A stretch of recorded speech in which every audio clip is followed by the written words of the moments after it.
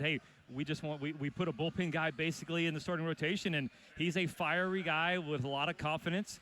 Fastball can be up. I mean, as he's a starter now, it's in that 94 to 98 as a reliever. And then Coach Sean said he might even touch one of those 100 miles an hour, 6-pitch mix. Yeah, it's a lot of pitches, but just we'll get to it as the game goes on about that transformation from being a guy that comes in, he's going to throw 25 pitches to a guy you want to throw 100 pitches. Yeah, it's one of those things where you have to pace yourself, especially when you're thinking, hey, can I get to the 5th, the 6th, the 7th inning with my pitch count, but also just energy and emotional things, the toll it can take on you as a ball player. On the other side, when you look at the Sooners, we'll look at their lineup under the direction of Skip Johnson in his 8th year as the head coach. Easton Carmichael's been a good player for a long time. He does so many different things. Not only is he good behind the plate, but he's good offensively. And to me, that's what makes him special, right? He is a great catcher behind the plate, but look at those numbers, 10 home runs, leading the team in RBI and home run. And that's something one of my catcher, care about defense. But this is a guy that not only cares about defense, but also gets it done on the offensive side as well. We're about ready to go. Glad you're with us. First of 3, Thursday night, Friday night, Saturday at noon Eastern time, as both teams come in 10-8 on the year. You look at both of them, the number 1 RPI in America are the Georgia Bulldogs. Road game for the Sooners. And we're about set to go.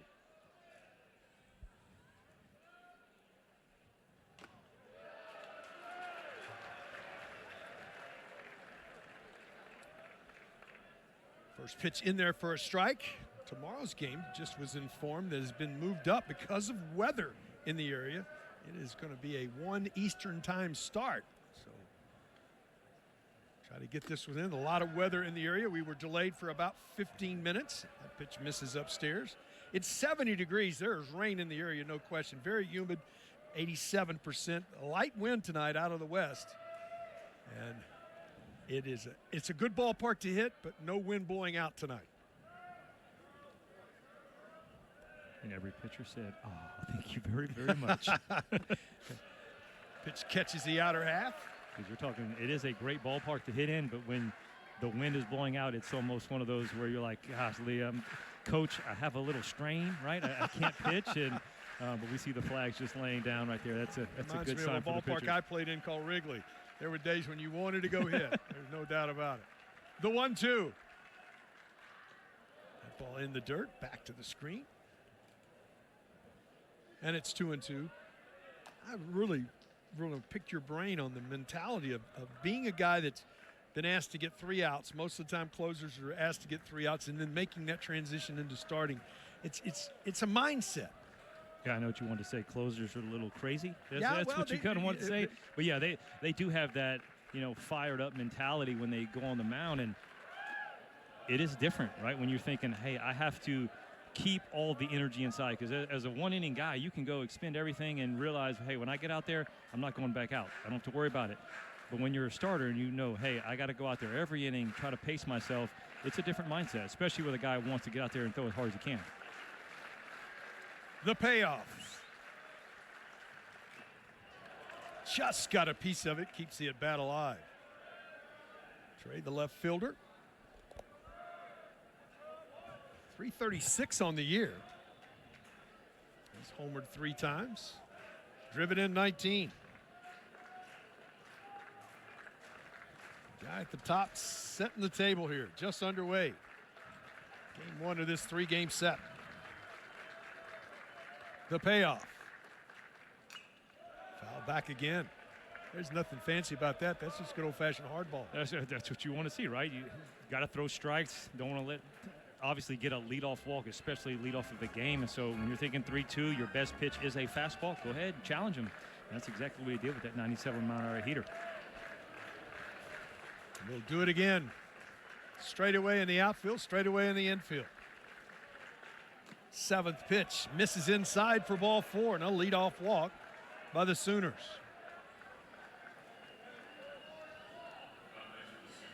Jackson Willits will step to the plate. Absolutely perfect at bat right there for Gamble. You got to see multiple pitches, but also made him throw more, right? 7 pitches in that at bat. and does a good job of laying off the pitch. He wants you to go up there and chase it, and you're expecting fastballs, so you're going to be a little aggressive, and right there is a good job taking it. He also will run. He's 10 out of 11 in the stolen base department. The Sooners will press the envelope if they have a chance. Shot foul for strike one.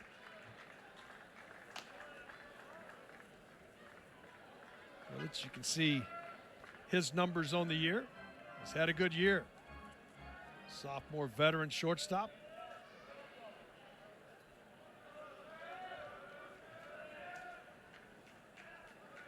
Curly set. Throw over. Gamble slides back in, and I noticed how he slid past the bag.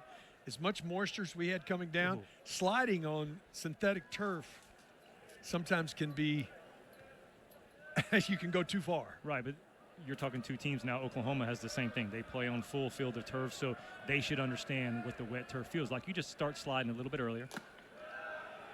Pitch misses inside. Something OU does, though, at the plate. Really disciplined. Their approach, they take a lot of pitches, and so if you're not in the strike zone, you're going to look up in the fourth inning, and you're going to be in that 85 to 100 pitch count just because they do a good job of taking those close pitches and spoiling the ones that they feel like they can't drive and then getting themselves another one. The 1-1 in the dirt. That ball gets in. Good throw to second base. They got him. What a nice play by Hunter Henry. Behind the plate, 2-6 on the putout. On the ball in the dirt, that was anticipation. Gamble thought he was going to get there because of the ball in the dirt. You're right, he sure did. I mean, it's a great dirt ball read. Sometimes, though, the luck's not on your side, and, yeah, you see a great block, puffs right into Henry Hunter's hands and throws a strike to Kobe Branch. That's a big pickup for a pitcher after that leadoff walk.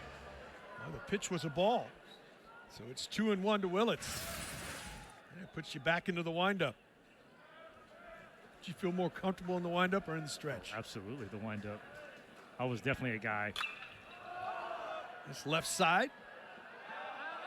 When a guy got to third base, that's where I would love. I was always going back to the windup, you know, because that's where you feel comfortable.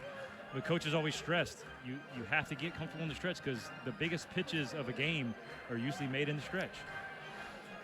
The biggest pitches of the game are made in the stretch. You know, true. Solo homers don't beat you very often. I got a story for that for you. 2-2 to Willits. Starting to lighten up here. We've had rain off and on since about 4 o'clock Eastern time. Breaking ball, chop foul. And that's your point right there, Lance. Fighting off tough pitches with 2 strikes. Right, just think about it, though. If they don't get thrown out, now you're talking you're 12, 13 pitches deep, still don't have an out, right? Obviously, you can get a double play, but I'm telling you, this Oklahoma lineup, that's just what they're trying to do. Because the nature of the beast is you want to get the starter out as quickly as possible, especially on a Friday or opening night of the season, the series, right? The 2-2 again. Breaking ball just misses. And the count goes full again. Second 3-2 count to start the ball game. 15th pitch of the game coming.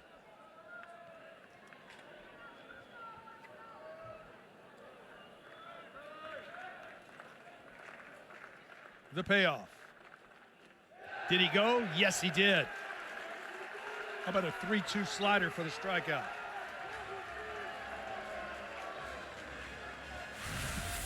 Nice pitch, and you can see the speed of the velocity, you know, that he throws at. The fastball is so hard, you got to gear up for it, and you're thinking 3-2, that's what he's going back to, because that's what he did the first batter. And all of a sudden, that ball just absolutely falls off the plate. Little check swing, strikeout. Easton Carmichael steps in. 325 on the year, 10 homers. He's driven in 45. Sooner catcher.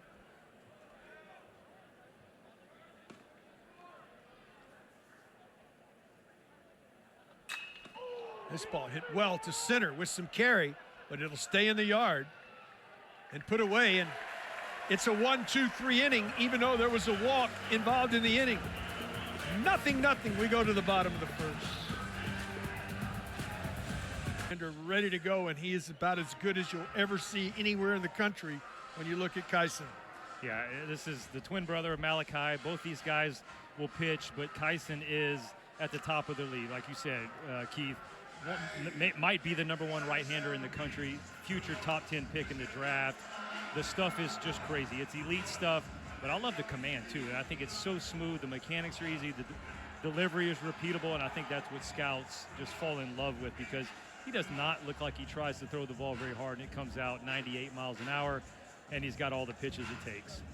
I just think the fact is that it's not max effort. It's just nice and smooth. Yeah, and I think that's the biggest thing is you go, hey, if I'm drafting this guy this high, can he fit into my big league rotation, and how long can he be healthy? And when you look at a guy that doesn't overthrow and it's not max effort, you're going, hey, this is a guy I think we can keep the injuries away, and he's going to go out there and just compete. Only 12 walks on this season with 84 strikeouts. And that's pretty impressive. Now, you look at the Bulldogs in this ballpark, they have been exceptional offensively. Well, Coach Johnson talked about the backdrop of just the green trees, everything. Their motto is, right, feed the trees. And this is a very experienced, senior-laden offense. Has 6 seniors in the lineup, and Slade Alford is that leader. And you see right there after last week in Vanderbilt, even though the team had a tough one, Slade Alford had a good one, 2 home runs and that 357 average. Kobe Branch will lead it off.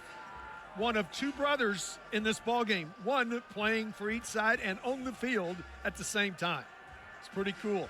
We've seen the Branch family and all the different colored uniforms, combined colors. All we need for him is to hit a ground ball to second baseman, and we can talk about it a little bit more. Yes, we can. The Sooner right-hander set. He steps in, chops this ball foul for strike 1.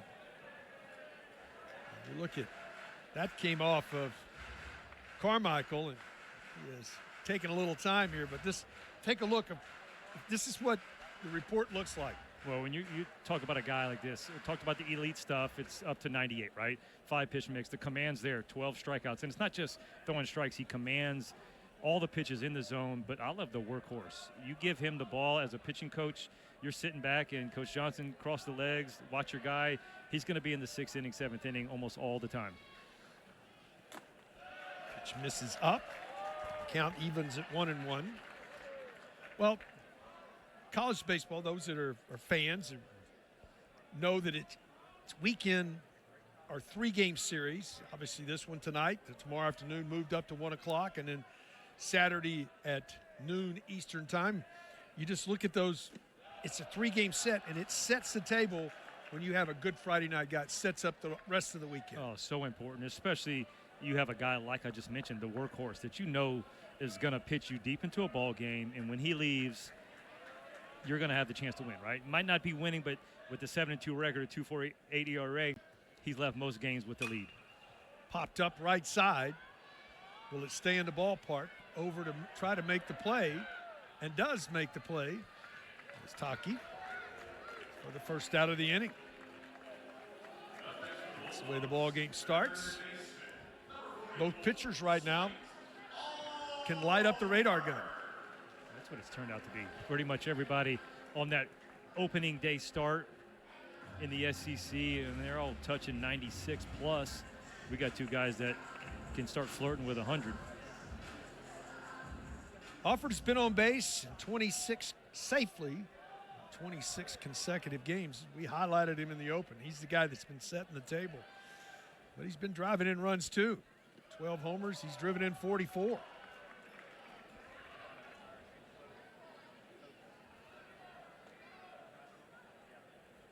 You have a guy that can hit the ball in the ballpark, because the guy behind him can really hit the ball in the ballpark. The next 2, right? But that's what you talk about the whole lineup when you start saying 8, 12, 16, 17, 8, 9, 7, 10. Trey Phelps needs to pick it up. He's only got 5. They have 105 homers as a team. That is a big number, and we're in April. Albeit you're coming to the second half of the season, but still, that's a bunch of homers. Oh. The 1-1. Paint outside corner at 96. It's not a lot. As an ex-hitter, there's not a lot, Lance, I can do with that. Yeah, those are ones you just take and you say, hopefully you can't do that again. Or try to foul it off. The 1-2. Downstairs. And it's 2-2.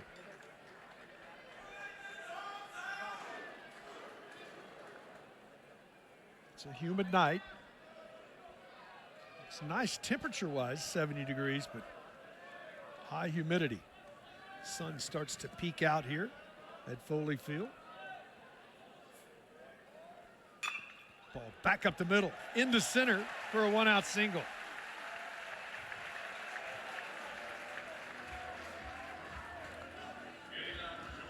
It's a good piece of hitting right there by Alford. Down in the count, not trying to do too much. You don't see that a lot of times now, Keith, is, hitters don't really care about what's going on. They just take their swings and they get one right there. Alford does a great job of just keeping hands and shooting that ball up the middle.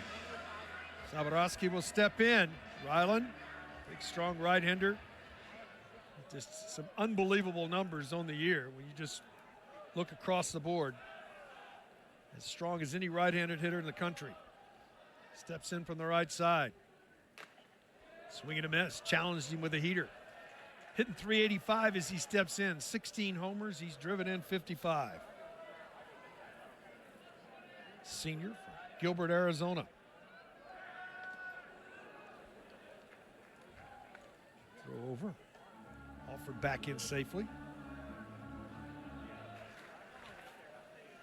How about an OPS of 1.365? It's crazy. That is crazy. Second in the country with that number. Chopped on the ground to third. To second for one. The relay to first in time. Nice play. 5-4-3. Twin killing.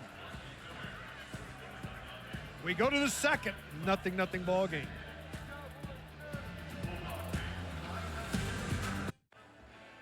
Skip Johnson in his 8th season as the head coach at the University of Oklahoma.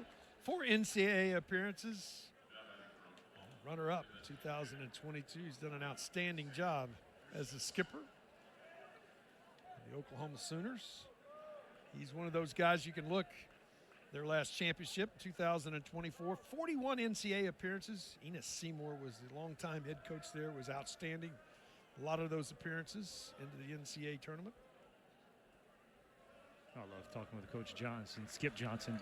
Both our head coaches are last name Johnson, so we'll get that confused a little bit. But Skip Johnson, I love where he goes. Is okay. I'm a JUCO guy. That's what he always leads with. He's like, look, this is what we do. I don't care what it is. We can go out there, work hard, do all these things, do the things you don't think you need to do. That's just how I was raised. Yeah, and attack the strike zone. That's exactly what Curry did with that first pitch to Christensen. Pitch upstairs. And it's 1-1.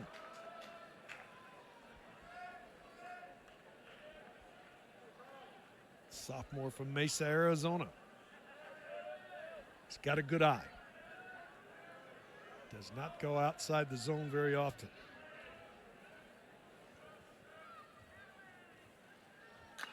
Off of the fist, humpback fly ball to third.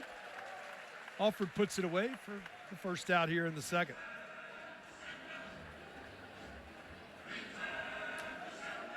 That brings Jason Walk to the plate. Walk, the center fielder. As Walk steps in.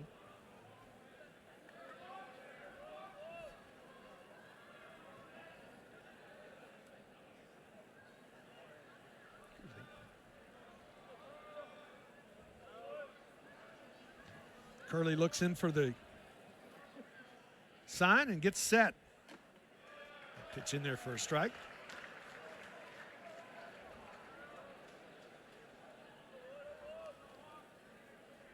Not a lot of movement. Were you a guy that moved around a lot after you delivered a pitch? No, I like how he's doing that. Stay up on the mound, get the ball, get back to the rubber, breathe, get your sign. He's doing a great job.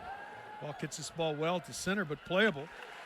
And that's what Coach Johnson put away by Obi. Talked to us about is, hey, we had to kind of control him on the mound because he'd come out there, extremely aggressive, a lot of movement, walking around, and just energy everywhere. And this is a good job of what he's doing right now, is just staying under control, doesn't look too rushed and everything. And he's basically controlling the game, everything you want from a starting pitcher.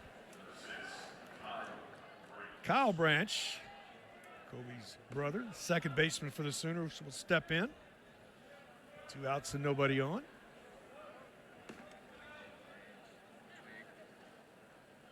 Curley's first pitch, a good one. Both these guys lighten up the radar gun. That's everything you want to do right there, first pitch. So outer third, trust your glove side, make a competitive fastball at the knees. Perfect job.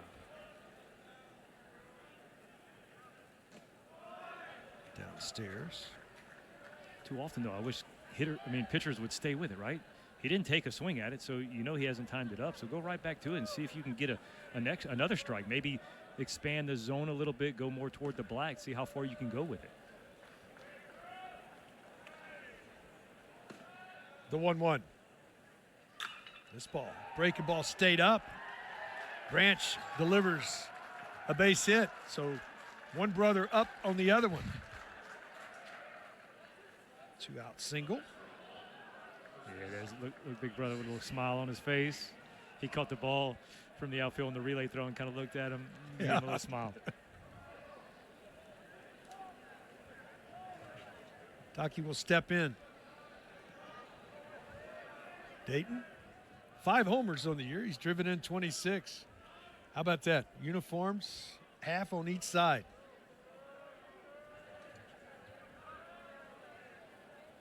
Four-game hitting streak now for Branch.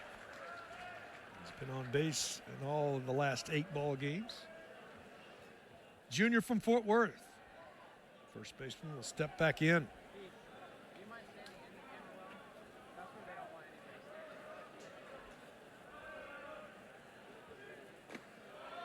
Just misses. Outer half. And the count evens.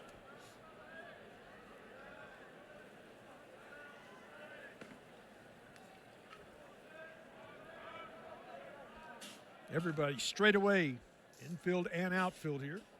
The 1-1. This ball hammered to right with some carry. Get out of town. Dayton Taki, and it is 2-0 Oklahoma.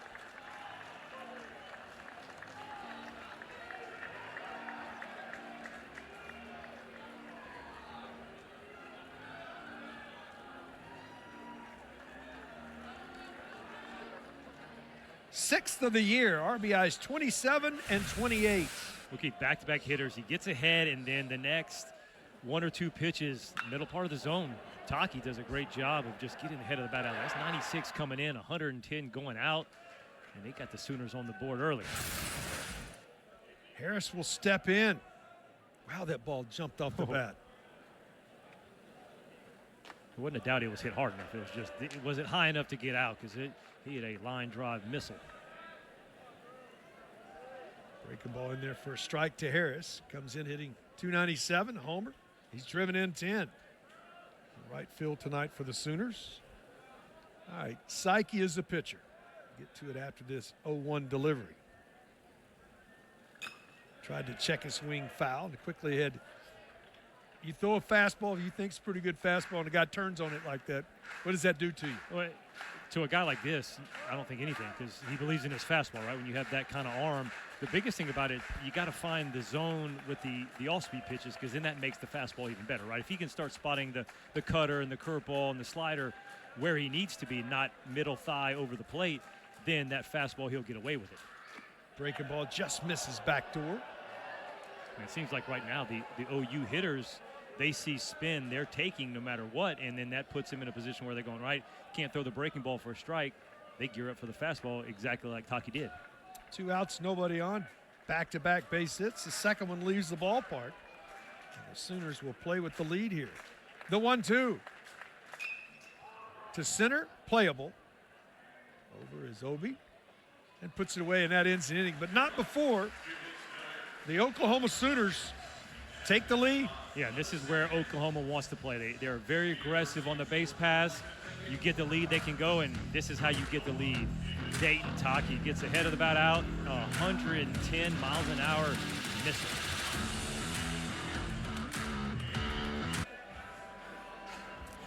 So we go to the bottom of the second. It will be 4, 5, and 6 due for the Bulldogs. This one comes set.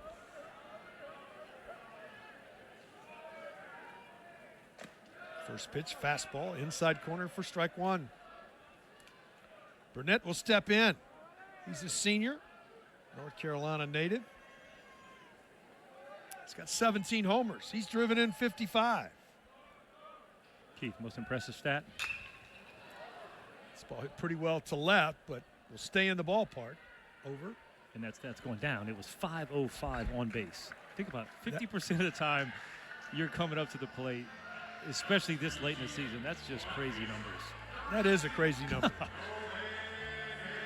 And it's not like you think a guy would has that kind of stuff, he'd be hitting, 415. He's hitting 330, 313, something like that. Yeah, 331. He's just been hit 18 times and a crazy amount of walks. That's a good eye. McCarthy will step in. Nolan squares to bunt, pulls the bat back, pitches in there for a strike. Kalamazoo, Michigan native. Another one of those seniors. It's a very veteran ball club for the Bulldogs.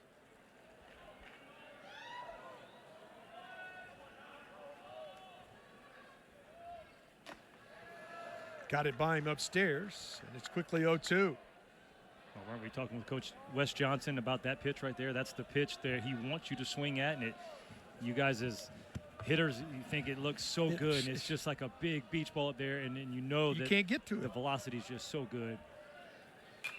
Again, Foul another back. It's another one that's up there. 98. Now, when you're down in the count, it's really hard to get to. But if you're ahead, that's even. You say, all right, he's coming with a heater. You see it, you try to get to it, and you just don't ever get on top of it. Yeah, that's when I want you guys as hitters cheating, trying to jump all over it. Oh, yeah. You go Uncle Charlie coming at you. We used to call we going hunting fastballs. The 0-2. Breaking ball just misses. That's a great location there from the Sooner right-hander. That's a good take, a tough take. That's where I think hitters have gotten so good. They are able to take that pitch. That's a 90-mile-an-hour cutter that had a bigger break, almost looked like a slider. And he's able to lay off of it, especially 0-2. This one rifled back up the middle. That's a good at-bat right there. Second hit of the ball game for Georgia. Okay, if you want to show, hitting 101 type things, he goes up there, chases when he shouldn't, fouls another ball off, so he's down 0-2, right? Doesn't beat himself up, takes a good pitch. This time that falls up in the zone, gets on top of it, shoots it up the middle for a knock. That's a good at-bat. Daniel Jackson will step in, the right fielder. Yeah, those are the ones as a pitcher, man. You're just frustrated because you're like, I had that guy set up, and I just didn't execute the pitch, and he did, and he got you. Georgia native, sophomore, will step in. Throw over. McCarthy back in safely.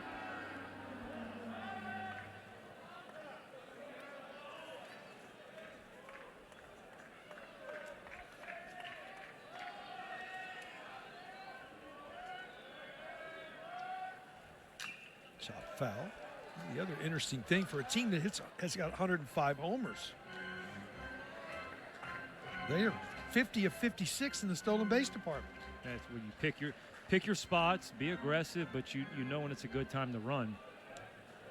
I wouldn't look for them to run right now, being down. That's probably something more when they take the lead, put a little aggressiveness on it. This ball hit on the ground. This could be two. Second for one, the relay to first. 6-4-3 and a beauty. And that ends the threat for Georgia in the second. 2-0 Sooners. We will visit. Yeah, it's pretty amazing. A guy that pitches vertical gets a couple double plays, isn't it? Oh, it's a beautiful thing, Coach. Talk a little bit about Kyson and just what he means, obviously, to you and the OU program. Well, I mean, his mom and dad raised him, or his mom raised him, and it's pretty special, both kids. And he's such a leader. He goes about his work the right way. He's in there early. I mean, he's a constant worker, and he's a leader to the younger kids. That's what I'm more inspired by as much as anything. Not just he's a good player, he's a leader, and he talks to other young kids and helps those freshmen and sophomores out. And then you get a big blow early in the ball game. How important is it to play with the lead when you get on the road? Oh, you know how important it is. I mean, it's kind of maybe take the crowd out of it a little bit, and it doesn't, you know, makes the pitcher stuff better. I mean, Coach Garrido always used to say, man, your breaking ball and your fastball command got better when you got a 2 or 4 run lead. Thanks for taking the time. Good luck the rest of the ball game. Thanks for visiting with us. Yeah, thank you guys. Jason Willis will step in. Skip Johnson in his 8th season as the head coach, University of Oklahoma. The 0-2 just misses. And it's 1-2. I like how he said that. Stuff gets a little bit better when you get the lead. Well, I tell you, It's just a confidence. It's a feel when you get out there and you know you're pitching with that lead. Now, the biggest thing is you got to be able to hold the lead when you go back out there, and Kyson did a great job of getting that double play ball when he needed to. the 1-2. Upstairs. Count evens at 2-2. Well, if you know you can make a mistake to one hitter with nobody on and still have the lead, it is a little easier to pitch. Well, you talked about those solo home runs don't beat you, right? And I told you a little story. Solo home runs don't beat you except if you give up 5 of them. Okay. My second start in the big leagues, gave up 5 solo home runs, got the loss 5-4. This ball hit pretty well to left with some carry. Able to secure it, put it away and left. Ralphie does a nice job. Outside of the one to Christensen, when it was kind of on the hands, you know, a little flop to third base, you was putting a barrel to the ball. So back to the top of the order.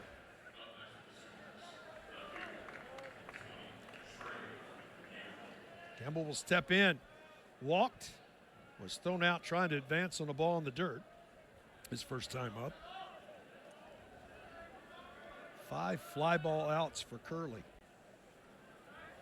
Usually guys that have that hop to the fastball get fly ball outs. Good breaking ball in there for a strike. And that's exactly what Coach Skip Johnson was talking about. A guy that pitches verticals trying to stay up in the zone, to have 2 ground ball double plays is pretty special for him, because he's a guy that's going to see a lot more fly balls than ground balls. The 0-1. Good pitch inside corner at the knees. It's quickly 0-2.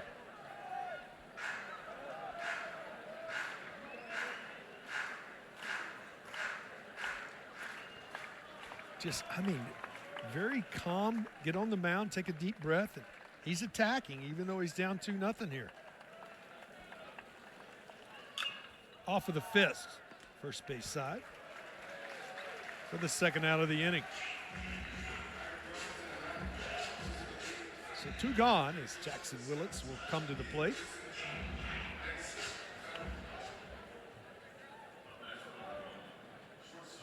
There's just such a difference. I think the defense gets better, Lance. I know the offense doesn't want to slow down, but when you get quick outs and you attack the zone, everything becomes more crisp in a ball game. And I think it helps both sides, both offensively and defensively. Yeah, I was about to say, especially on that defensive side of things. You got guys not standing, standing flat-footed. They're able to move around a lot, especially when you're staying early in the zone and you're getting early contact. That's the ultimate goal. Is you're in the zone, but you're getting that early contact within the first 3 pitches. Good backdoor breaking ball for strike 1.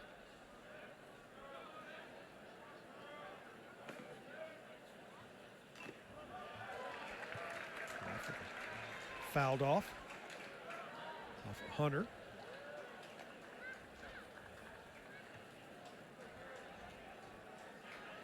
How about 11 batters faced, 11 first pitch strikes. That's filling up the zone. It's important, and that's where, if you're Coach Wes Johnson and you're looking at it going, hey, he did give up the home run, but he's pitching a game that everything you want to. He's getting ahead, staying ahead. Now, a little bit of the off speed has been up and a little flat, not what you want to see. He hadn't had that put away pitch, and maybe that's his only adjustment he needs. This one on the ground, right side, takes a weird hop, but stays with it.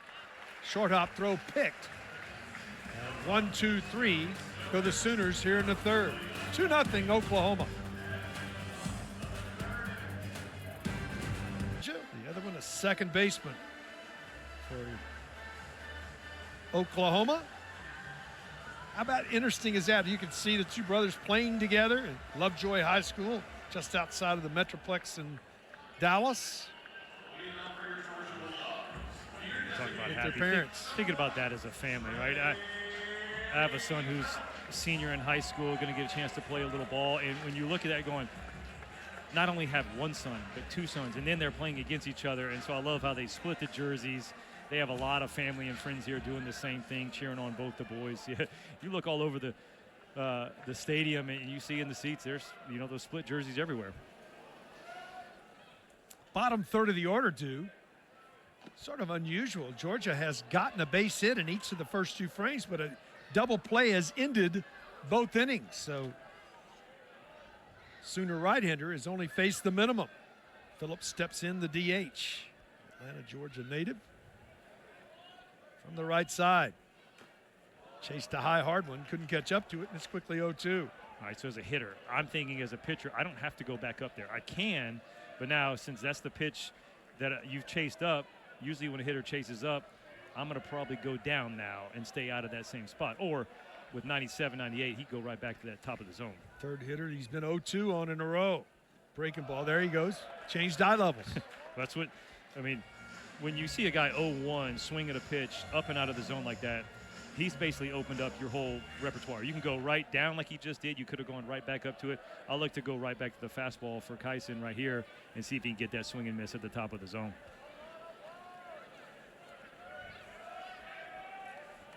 Long look, the 1-2. Way upstairs. And the count evens. You got to give a lot of credit to Trey Phelps right here. This is, you put yourself in an 0-2 hole by chasing, and now you've battled back 2-2, even the count. Still got to remain patient as a hitter. Mm-hmm.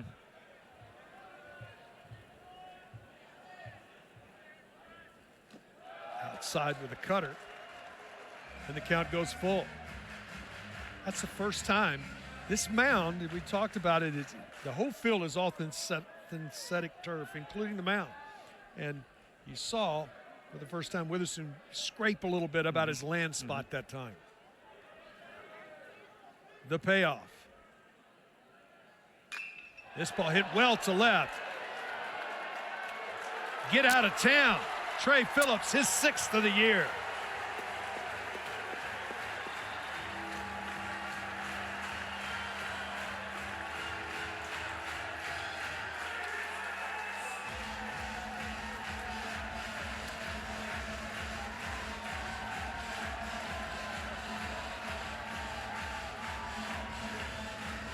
.106 as a team. Okay, this is a beautiful at-bat. He goes 0-2, fights all the way back to 3-2, knows, hey, I put myself 3-2, get the fastball. He does what you're supposed to do with a fastball. This is the guy hitting 190 in conference. You get him going in this Georgia lineup, which they expected him to be a middle-of-the-order hitter. This becomes a scary lineup, even scarier. How about all 3 hits for the Bulldogs? The at-bat started 0-2. Turned into for 2 strikes and come up with base hits. Swing and a miss from Henry Hunter. That last at bat was a pitcher trying to be a little too perfect on the put-away pitch. You know, the bounce the breaking ball, not a competitive pitch. Fastball 2 up in the zone, then all of a sudden tries to go back to a breaking ball and just doesn't trust it that it's good enough. He can keep it in the zone and then puts himself into a hitter's count. And that 3-2, expect the heater. Phelps knows what to do with it. 0-2 now. Sooners put the shift on in the infield.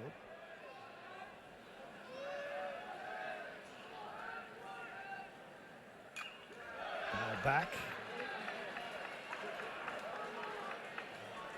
Just remarkable to me, Lance, as a guy that played and gone to home plate a whole lot, that these guys get adjusted to 99 miles an hour, because that fastball is 99, and he had the barrel out in front. No question, and I think it starts early because the kids at a young age are seeing harder pitches.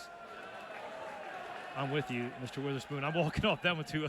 I feel like you thought that was a strike. Yes, Derek Malika, home plate umpire, said it was a little bit up. But these kids are seeing velocity in the higher velocities at such a young age. You're right, 99's nothing to them anymore. This ball hit well the other way, right at the left fielder. Gamble puts it away for the 2nd out of the inning. That was a good at bat right there.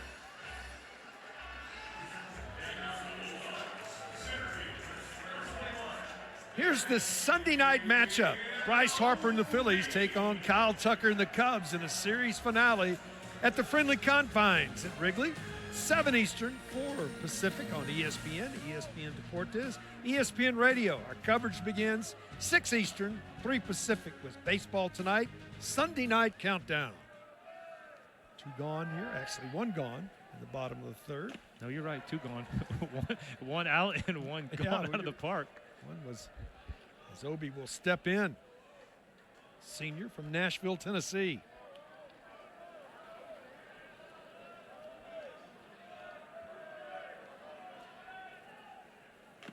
Good slider, cutter, one of the two. And it's quickly 0-2. Boy, we've said 0-2 a lot tonight from both of these pitchers.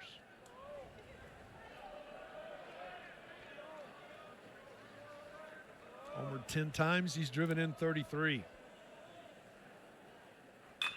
On the ground, right side, into right field.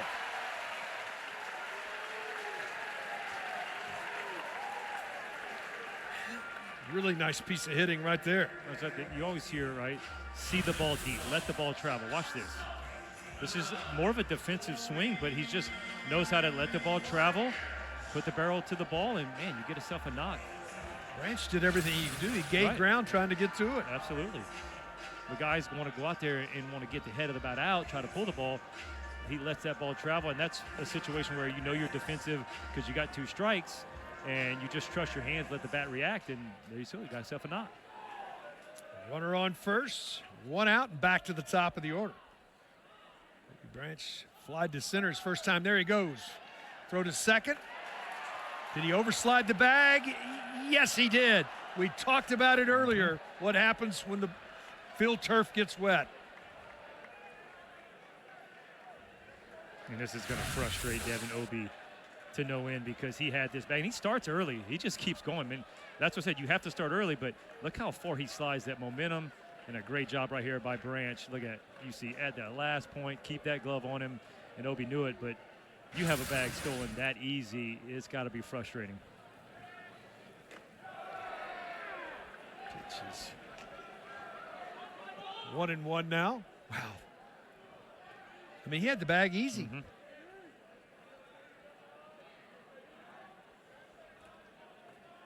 Shortstop steps back in. Good cutter. That's nasty. 92 miles an hour with that much break. That's where you go, hey, I'll throw that pitch again because it's middle, and the hitter sees the ball come in middle. Last second, it just disappears.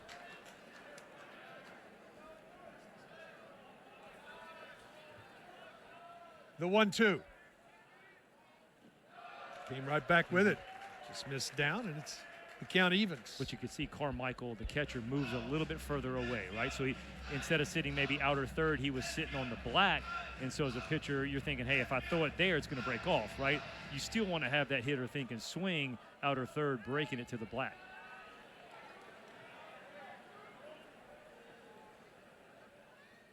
Got him right there with that cutter again, came right back to get it. But the Bulldogs do get on the board. Third of the game in the books, 2-1 Sooners. Now let's just take a look. If you're in the SEC, you're going to have a tough schedule, but none tougher than what Georgia's gone through here recently. Yeah, I think they're in a 17 of 19 stretch after this weekend of top 25 opponents.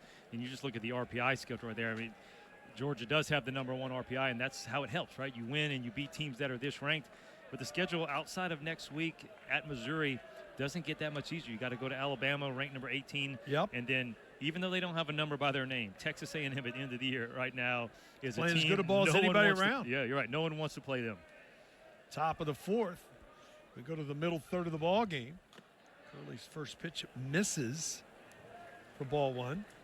Keith, I like to say about the league and the SEC, a lot of times it's where you play somebody and when you play somebody, right? If you have to play Texas A&M in this year, even though they were #1, you were hoping to play them early because they were scuffling. Same thing, Florida was scuffling. Now these teams, like when you look at their record, you're like, oh, we should beat them. Well, no, they're still that good of a ball club. They just scuffled a little bit early, and now they're getting out of it. And so having to play them that last week of the season, that could mean a lot because Georgia's playing for possible stay in the host consideration. Absolutely. A&M's trying to fight their way back not Into only the tournament. into the tournament, but also seeing how far they can go, climb up and do a 2 seed. The 1-1 to Carmichael. Just misses. And it's 2-1. Yeah, you get to that 1st of May date in the SEC. You've lined up. You're a veteran ball club. Already, yeah. Those freshmen are not freshmen anymore, No, right?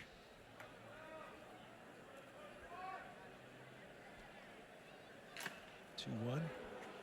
Off of Hunter's mask. That'll jar you. It's like getting punched. I've wore those When you don't even expect tools. it, right? Yeah, you Just like, just, whack. whoa. What is that? They say it's padded, and it is padded, but still, it jars you.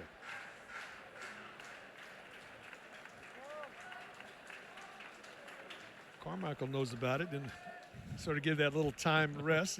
Catchers take care of catchers. The 2-2.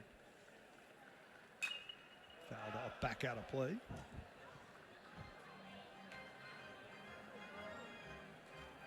.42 pitches. Both pitchers have been pretty efficient. Right. Yeah, outside of that first 2 hitters for Curley, when he was at 13 pitches through the first 2 hitters, it's very economical.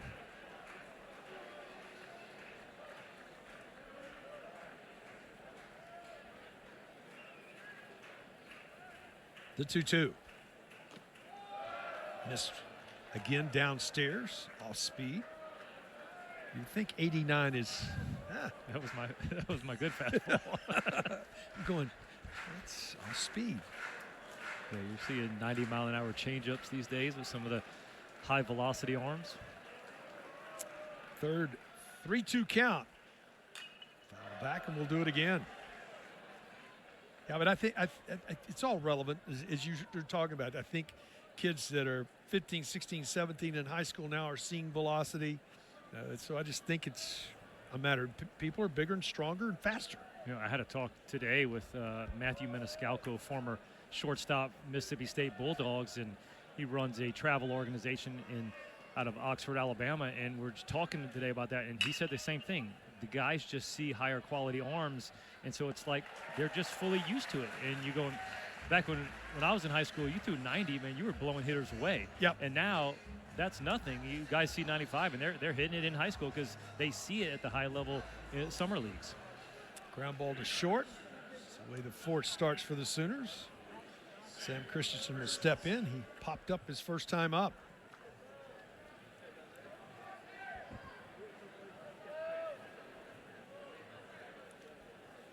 Pitching's like selling real estate. We've all heard that term. It's location, location, location.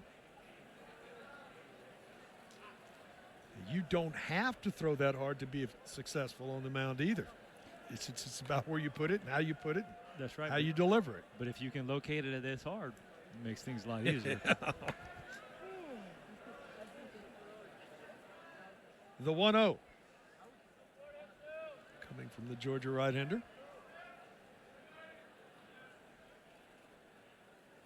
Foul back out of play. Count evens. Foley Field, beautiful setting here.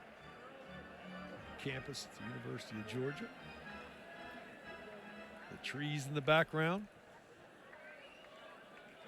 It is a muggy, still night.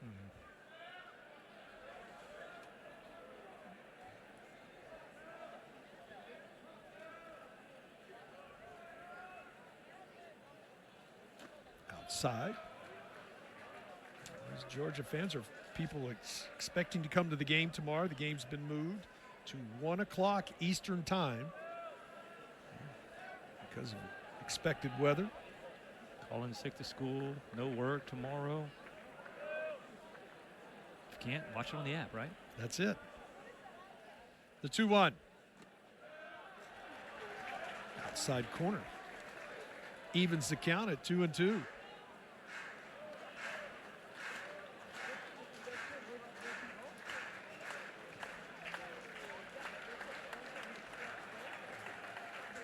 Christensen steps back in.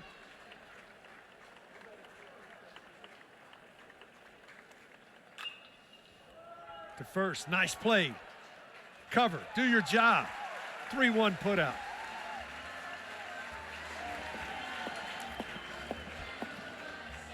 Did you ever have a problem ever covering first? No, this is something you practice every single day, fall, pre-spring, everything. Little 3-1 PFP. Nice job by Zaborowski. Makes the play first. Beautiful flip. And biggest thing about the pitcher, you got to hustle to get there.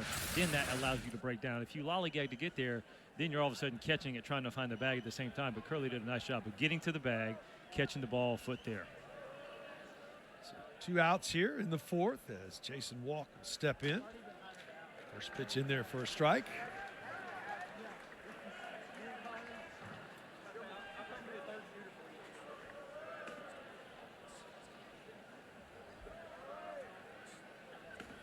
We'll visit with head coach Wes Johnson, the Georgia Bulldogs.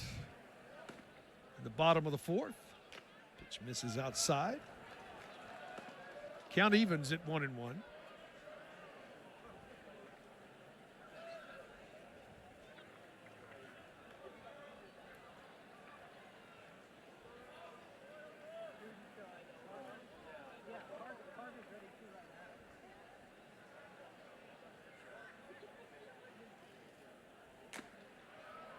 Outside.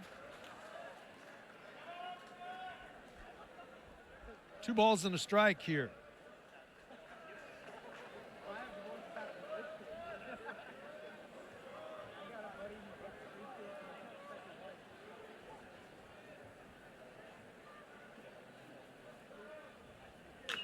Chopped on the ground, foul. And the count evens.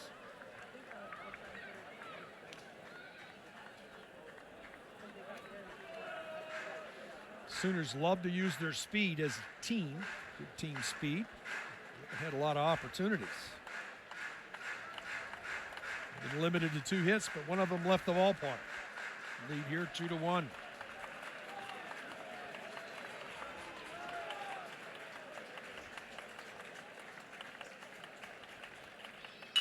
Two hit on the ground. Going to be a tough play to his right, across his body. Outstanding play. Vernon to get an out at first base.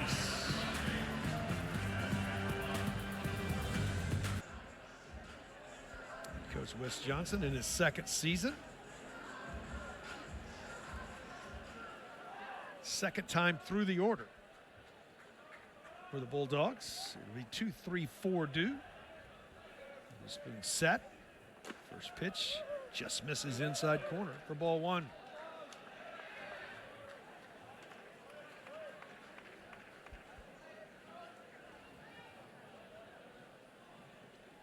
"27 consecutive games Alford has reached base safely." It's a pretty good number. That's why you hit 2nd in the order. Breaking ball, swing and a miss. And that's why Zaborowski and Burnett, they're your best friend, because you get to get on base in front of them. They get to drive you in. Had a guy named Sandberg hitting in front of me. That helped. Have a guy who's on base all the time. The 1-1. Just got a piece of it. And it's 1-2. Sooner right-hander. 7-2 on the year coming in. He's been a workhorse.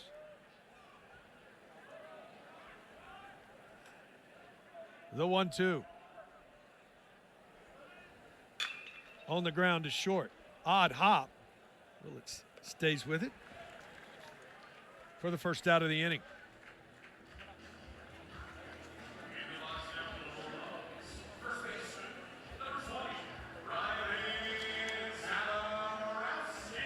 Zaborowski will step in. Grounded into a 5-4-3 double play his first time up.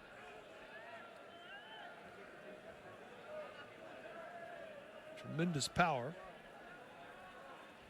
for the Bulldog first baseman. That's the perfect spot right there for a cutter. And that's 90-mile-an-hour cutter. Right above the knees. You see as a hitter, it's middle, then all of a sudden it's on the black, disappears under the zone, right under the bat.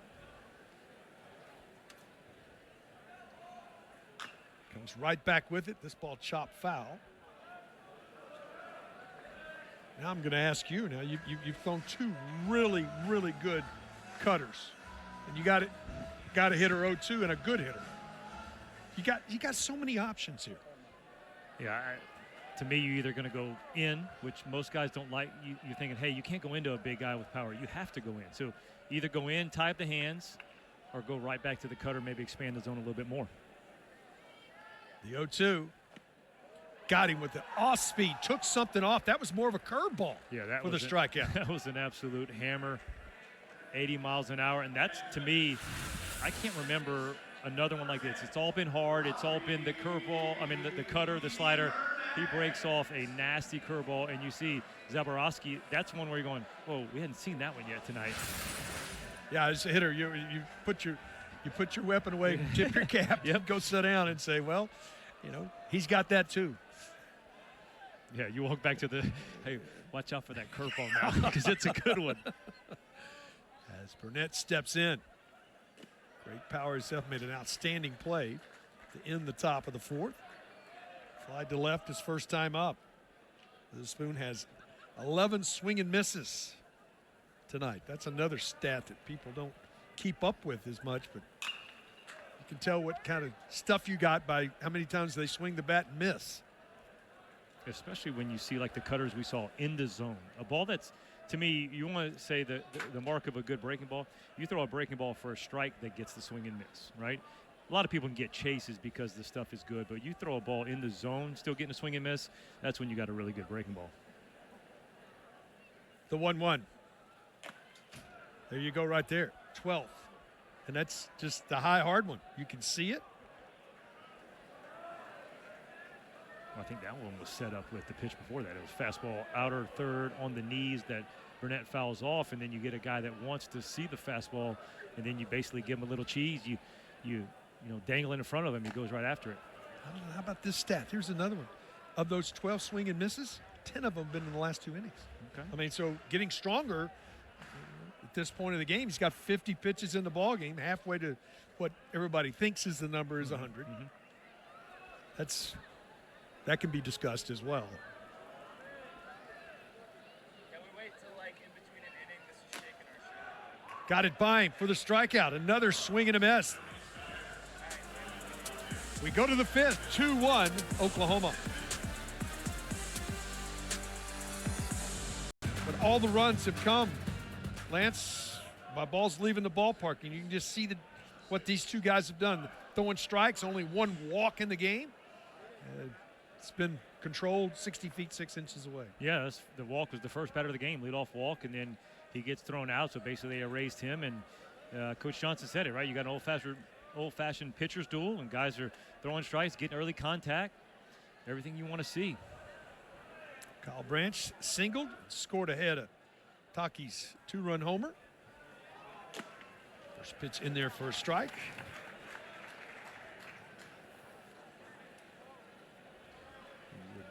You didn't know that Curley had been a closer. Watching him throw this game and how efficient he's been and not using a lot of energy, you'd never know he hadn't been a starter his whole life. Absolutely. I think he's done a great job of doing everything that the coaching staff has asked him to. Well, it's got up in the lights. Nobody can see it. As you saw at that time, Jackson, he looked up. It was at twilight. He didn't know where the ball was. Fortunately for Georgia, was in foul territory.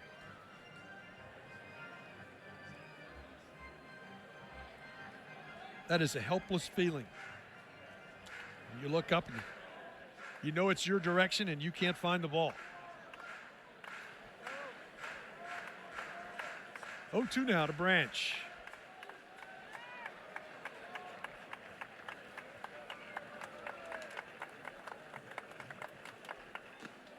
Downstairs.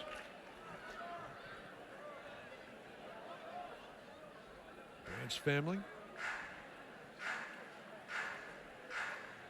It's harder, they're looking for a tie. Well, you're probably looking for a Georgia 2, wins, Oklahoma won. You let the older son get the series win because he's at home. Okay. But hopefully the young freshman gets a couple knocks. He's already gotten one. So that's kind of, you're just wanting the boys, right, to go out there and shine. At least have fun playing against each other. That's what you want to see. You're right. 2-2 now. To Kyle as he steps back in.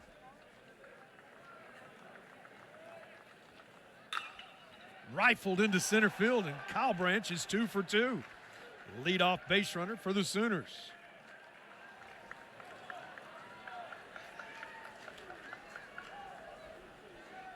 A little smile from older brother. Especially since he hits it right past him.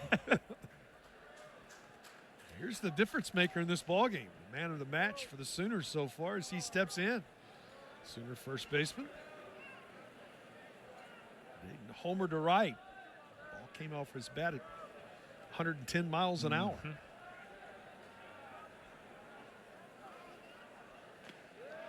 Swing and a miss. On a cutter or a breaking ball for strike one.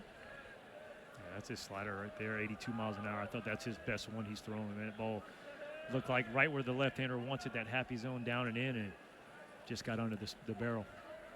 That was the 14th two-hit game of the year for Kyle Branch. That ball down and in, nice play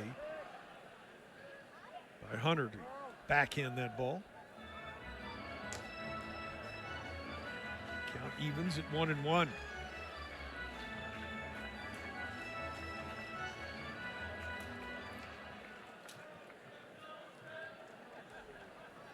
Branch is 5 for 5 in conference play, stolen base department. Sooners like to run. Big swing and a miss on a good breaking ball underneath the hands. And it's 1-2.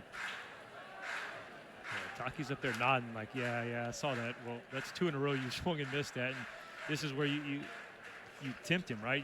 The fastball, he absolutely got in there, right? You either go up or you go down on that fastball. Same exact pitch with that slider.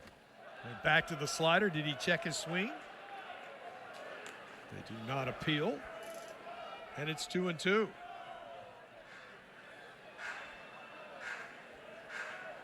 Okay, that's as a pitcher. That's the frustrating part. You're going, I just made a nasty pitch. 1-2, he doesn't swing. First off, you think it's a strike anyway. Then he doesn't swing, and now you're 2-2. That's where, as a pitcher, you got to, focus up, not let that affect you. Came back with the slider, pull a foul. Left that one out over the plate a little bit. Didn't get it down on his back foot, but got away with it. 70 pitches now in the ball game for the Bulldog right-hander.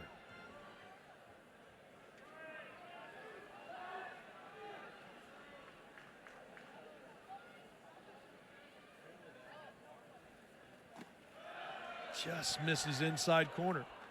Boy, I like that pitch choice. Just missed with it. Fourth 3-2 count of the ball game for Curley.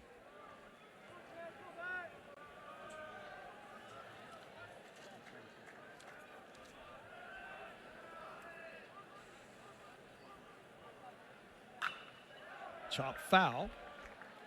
We'll do it again. 8th pitch of the at-bat coming.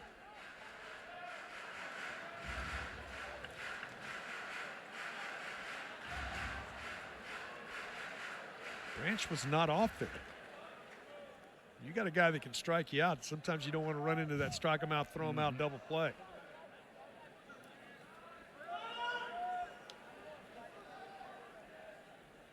Not going. On the ground, right side. Vernon, what a play. Just gets underneath him, but no chance to round second and get to third base. But it goes as a base hit into right field and a couple on here for the Sooners with nobody out in the 5th. Burnett was there. It looked like he had a shot at it. It was going to be tough to get an out on it. That's going to prompt a visit here.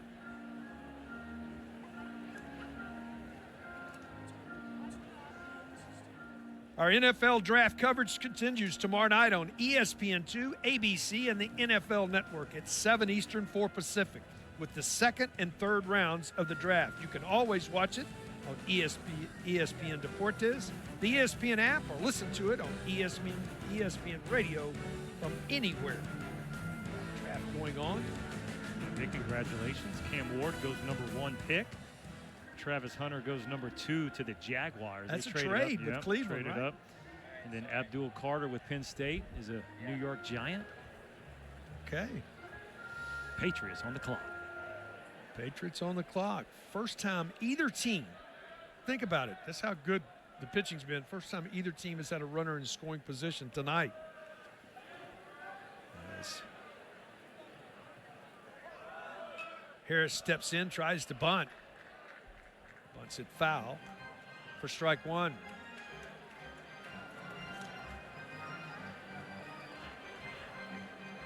Offensive timeout here. You get 3 of those a ball game if you're not watching college baseball and understand that you can have 3 of these in a ball game. And there's always notes being taken by the umpires to tell you, oh, you've had one. That's a situation where Coach Reggie Willits is going out there. He's in charge of the offense. You know, you got first and second. That looked like a drag bunt from Harris. And he's like, no, I want you to sacrifice yourself. You bunt it good enough, use your speed to get a hit. But right now, go out there and sacrifice this one. Harris does not have a sacrifice this season. He squares this time, pulls the bat back, throw back into second. How about brothers? That was close. Little brothers, they're going to bump each other, hug each other. Hey, the worst battles I've ever seen between two brothers. Absolutely, right. Now, they don't get in the way of it. 1-1 now. Harris steps back in. Squares early. Movement. Bunts it foul. Couldn't get it down. And 1-2. You're exactly right, Bill Keith. We got little fight, just little nudges here and there, friendly taps.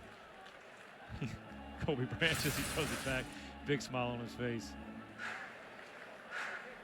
I like how they're enjoying that, man. This is awesome, seeing those two guys play against each other. You know, they had this penciled in a long time ago. Yes. So 1-2. With nobody out here in the top of the 5th. Fastball way upstairs. I wonder if there's any smack talk going on. Like, hey, I'm right here. You know I'm right it here. is. Don't look back here. You know I'm right behind you.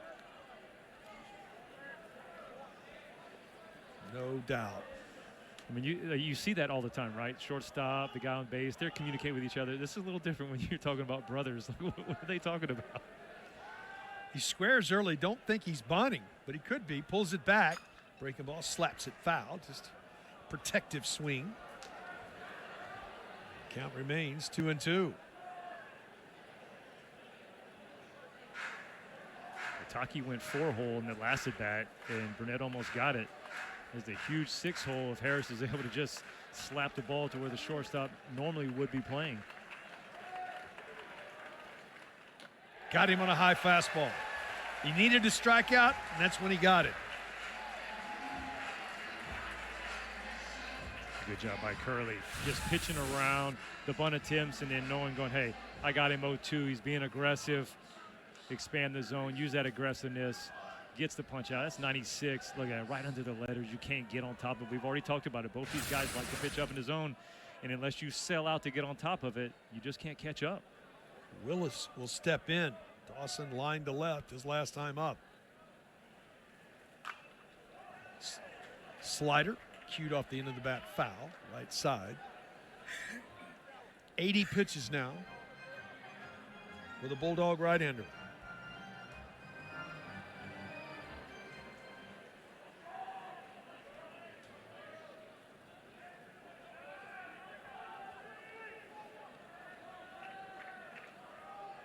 The 0-1. Got a piece of it. And it's quickly 0-2. You see, when people wonder what does velocity do, that's the pitch, right? 94, 95. That ball is supposed to be outer third on the black, and it runs right back over the middle, about mid-thigh. You still get a swing and miss. Guys that throw 87, you don't get that one. That's the one that gets whacked, but that's where velocity helps you out.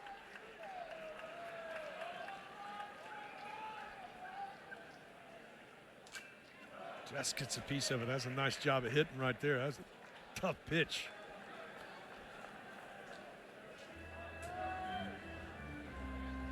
Maybe even off the plate away that time.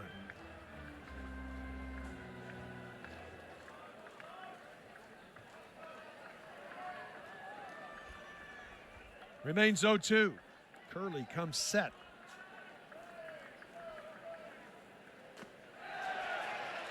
Outside corner, gets the strikeout. Back to back. K's after first and second and nobody out. A beautiful slider outside part of the plate. Curley knows it, spins around. Look at that. That's spotted up perfectly. And this is the confidence. We talked about it on the scouting report. Confident on the mound. You have to be confident if you're a closer. When you go out there with the stuff like that, it's easy to be confident when you got that kind of stuff. How about to make that pitch, though, at this particular moment? You know, his pitch count's getting up. First time he's had 2 runners on in an inning. And you want to see the dugout go nuts, and you start bringing some, right? This is where you can go, hey, how can defense and pitching bring momentum to the offense? You go out here and punch out this guy, 3 straight punch outs like you just mentioned. Once you get 2 guys on, you'll see that offense getting ready to hit. This is upstairs, and it's 2-0.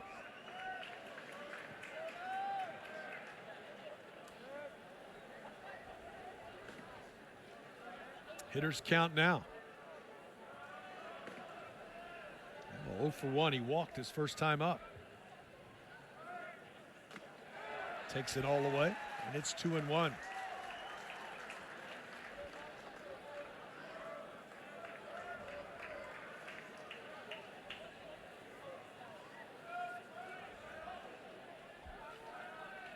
From the left side, steps back in.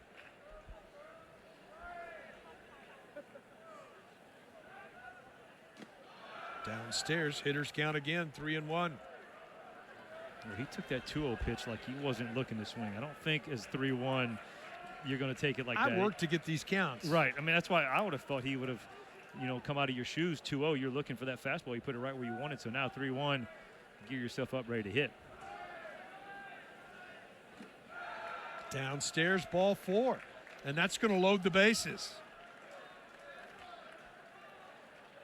Only the second walk issue of the Bulldog right-hander.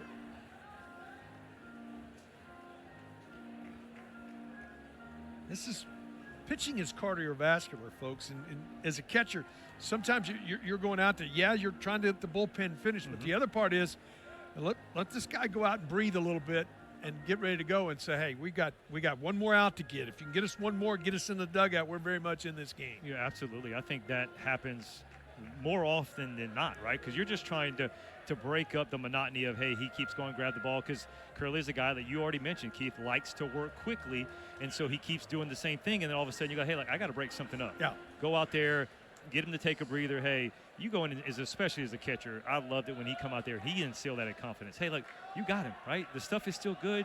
You're hitting there. You're the catcher's job. You're pumping up the pitcher, making him believe in himself. Willits takes a good swing, fouls it straight back. Jackson struck out and grounded to second. 0 for 2 as he steps in. Jackson's having a great year. You can see that 329, 9, and 39, but bases loaded only at 125 this year. So something where a lot of times you'll see hitters just put more pressure on themselves when they feel like, hey, they can kind of have that swing that breaks the game open. The 0-1. Upstairs, count evens at 1-1. I always felt as a hitter, there's more pressure on you pitching now than there is me hitting. Because you got to throw strikes here. Because if you throw 4 of them outside, we get a run. Take them, right? You give me an RBI very easy, just up here watching. Tried to check his swing, couldn't on a high heater, and it's 1-2. And Curley with a chance to get out of it here. 91 pitches under his belt. Crowd gets into it here. Big moment in this ball game right here in the top of the 5th. The 1-2. Right down Broadway and gets him for the strikeout. Strikes out 3 to end the inning. We go to the bottom. Welcome back to Athens. We got a ball game, Keith. It's 2-1, Oklahoma with the lead, and this is how the lead was maintained. You got bases loaded last inning. Curley had already struck out 2, and you go 1-2 right down Broadway, 3 striking out the side. This is where, as a lineup, you're going, hey, look, my pitcher's out there battling. 32 pitches is what it took for him to get out of that inning. You see right there, Henry Hunter loving it, fist pumping the pitcher as he gets the strikeout. And you're pretty sure that he's done. Yeah, well, 92, I'm thinking maybe he can go a little bit more. Probably done, though, just especially the energy he expended last inning. But, man, like you want to see as a lineup going, my pitcher was out there balling, out there grinding. This is where you want to pick him up, get him off the hook for that loss. 5, 6, 7 due for the Bulldogs. First pitch swinging. McCarthy singled his last time up. These two right-handers have matched each other pitch for pitch, and we've had a ton of pitches above 95 miles an hour in this ball game. First ever meeting between these two universities. On the diamond. Foul back. Both of them have played good baseball for a long time. It's hard for me to believe they've never hooked up. Well, I mean, you're talking about programs that have been around for so long. 100 years. Man. You mentioned the Diamond, though. They did have an unbelievable ball game in the Rose Bowl that one year. I think it was 2018, I think it was. It was a heck of a game.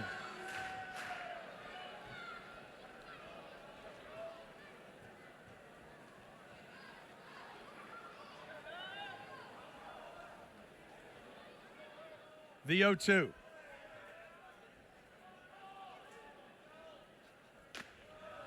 Just upstairs. And it's 1-2.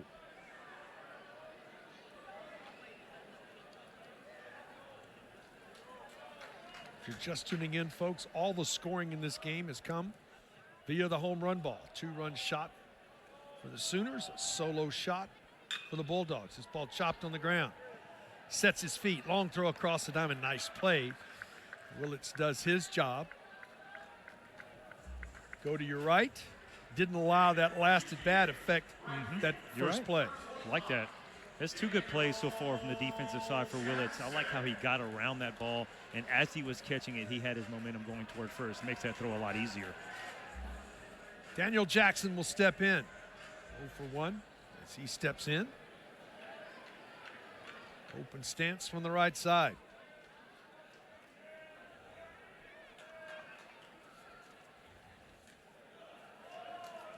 First pitch misses for ball 1. Kyson Witherspoon. He's been all as advertised tonight. Absolutely. Scattered 4 hits, surrendered a solo homer.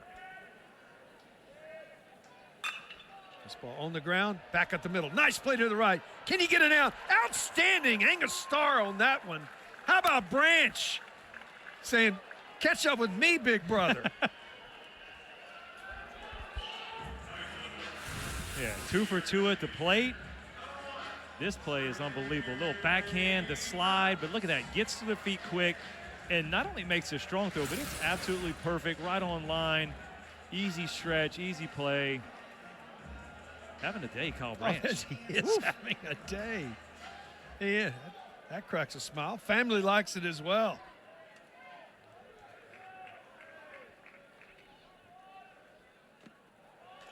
Phelps steps in. I can tell you no one likes it more than Kyson Witherspoon, though. Yes. As a pitcher, you get defensive plays like that. It's one of those special days where you're going, all right, I just trust it, right? You don't have to strike everybody out. You let guys put the ball in play, and they can make plays like that all night. Young man has produced the only run of the game for the Bulldogs. Homer to left to lead off the 3rd inning. Ahead now 2-0. How about the efficiency of Witherspoon as well?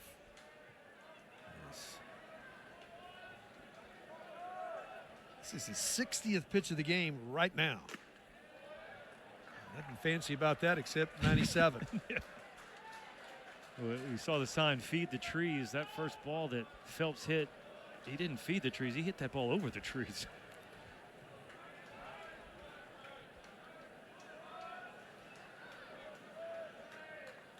The 2-1. And he hammers this one into the gap in left center. This is going to be down for extra bases. And a 2 for 2. Ooh, almost overslid the bag. Second hit of the night and a 2-out double. I can tell you one guy that's seeing the ball really well from Kyson Witherspoon. Had himself 2-0, gave up the 2-1, but right here jumps all over that fastball up in the zone, and that's saying something. He gets the hands on and almost slides past the bag, but he's having a little fun. I'm telling you, if he can get hot, because he's coming in hitting 190 in conference play, if they can get him hot, he's one of those guys that starts creeping up in the lineup, gives a little protection to Zaborowski and Burnett. Oof, scary lineup. Hunter will step in. Tying run in scoring position here. Throw back to second. Back easily. Hunter lined to left his first time up. 7 homers on the year himself. Ball gets away, back to the screen. The wild pitch puts the tying run 90 feet away.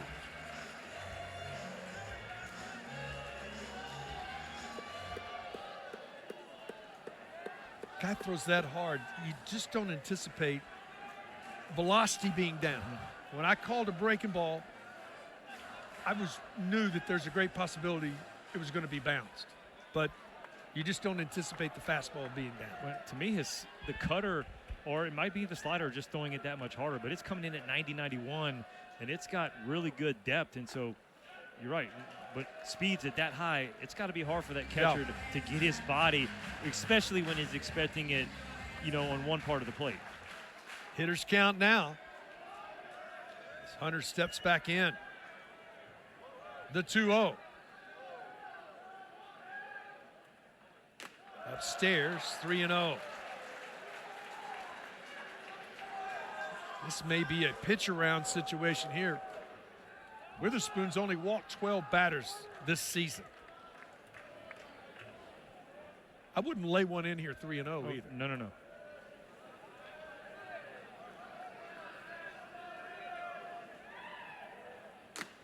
Taking all the way, and it's 3-1.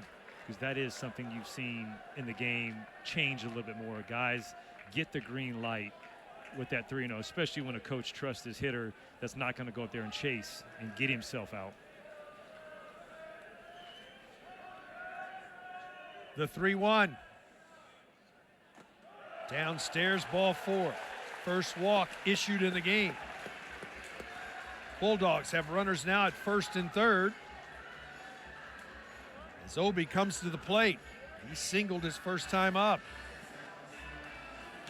Keith, you mentioned pitching around, right? You would think so, right? You got the 8-hole hitter up, base open. Okay, 9-hole. Devin Obi's got 10 jacks. So it's not your typical 9-hole guy that's going to come up hitting 202. Skip Johnson's going to go out, talk to his right-hander.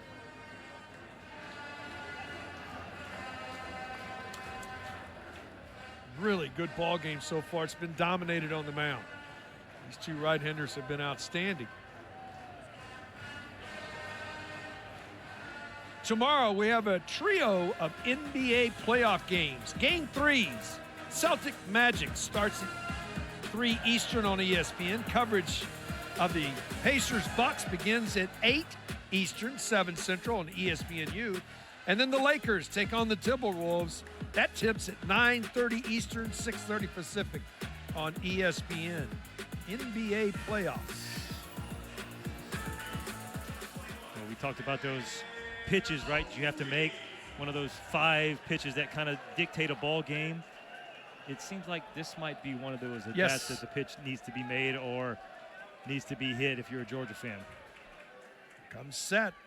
Obi steps in. First pitch, nice block by Carmichael behind the plate.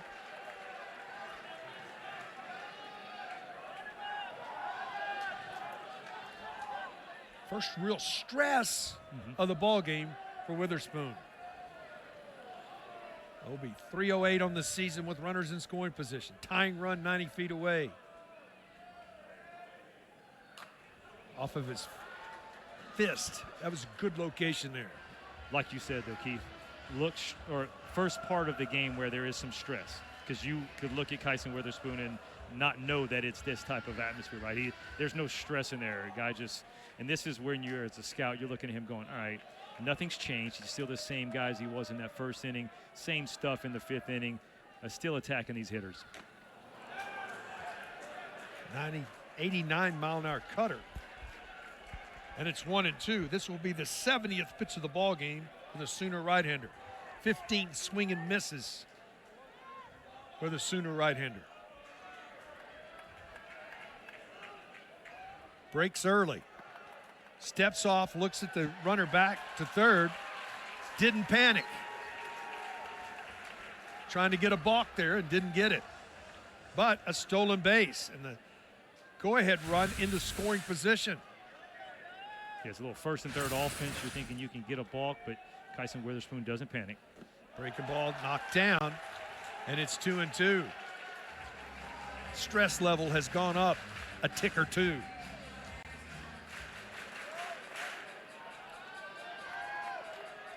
Two balls and two strikes. Comes set. Obi steps back in. Upstairs. And the count goes full.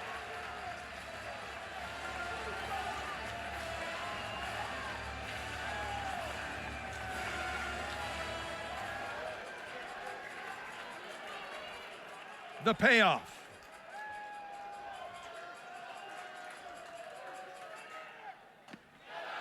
Strike three called. Went to the cutter and got the strikeout. Huge strikeout. 2-1 ball game. We go to the sixth.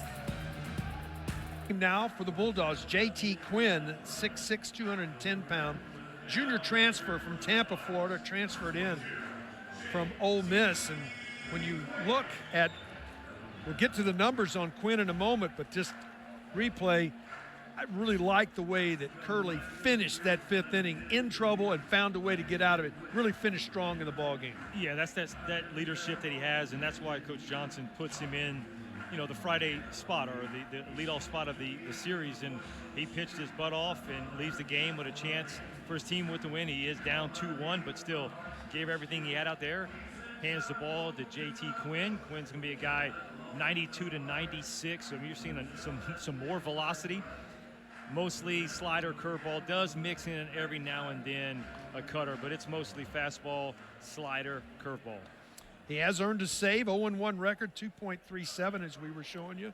19 innings of work, it's only allowed 10 hits on the season while striking out 23. That's pretty impressive numbers for the Georgia right-hander. He'll face the 3, 4, and 5 hitters here for the Sooners in the top of the sixth. Talk about all the offense at times in the SEC. Tonight has been pitching. First pitch swinging. Carmichael laces this one into the gap in right center. It's all the way to the wall. And Carmichael with a stand-up leadoff double. His 8th of the year.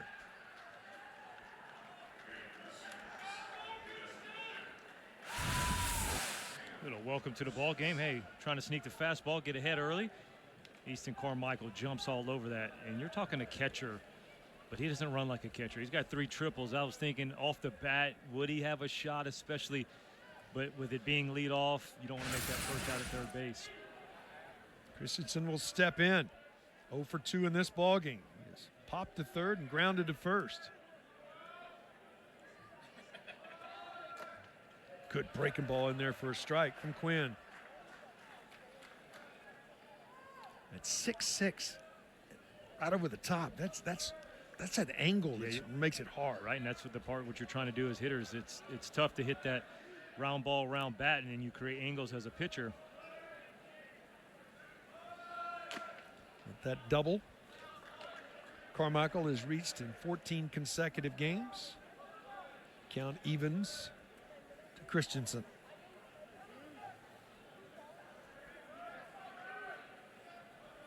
Sooner DH steps back in.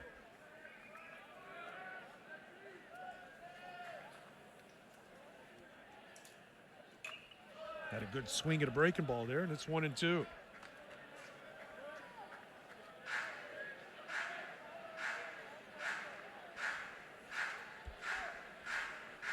Keith, what's tough to see is you have a guy, you go fastball, and he gets beat early with the fastball, right? First one he throws, and then it's the next hitter, it's breaking ball after breaking ball after breaking ball. You see guys lose their confidence in fastballs just because they get hit one time.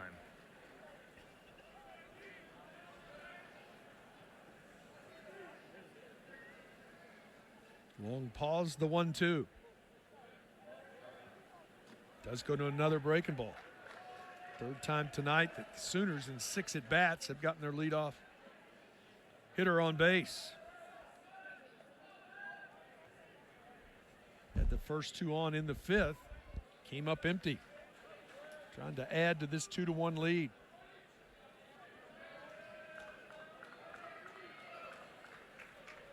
Quinn's 2-2. Just missed inside corner. I like that location. Tied him up.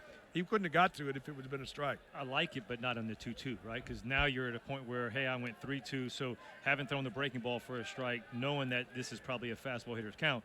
1-2, even 2-1 maybe. Went to the breaking ball, chopped on the right side, bobbled. This is going to be runners at first and third. Tried to give grounded right on it, couldn't make the backhand play.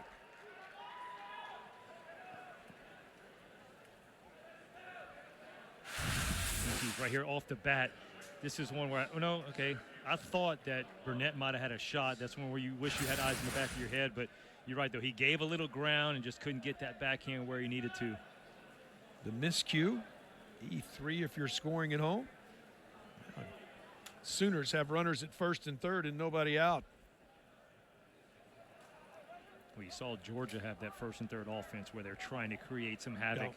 I would expect Oklahoma to do something very similar. Last time they had an opportunity, they were trying to throw down the bunt with Harris. Jason Walk handles the bat really well. Christensen can run. He's 8 for 8 in the stolen base department. First pitch in there for a strike to Walk. Walk 0 for 2 is lined to center, grounded to second. This is a spot where Oklahoma loves to do a delayed steal. Left-handed hitter at the plate, guy that can run, which means that's everybody in their lineup, but left-handed hitter at the plate.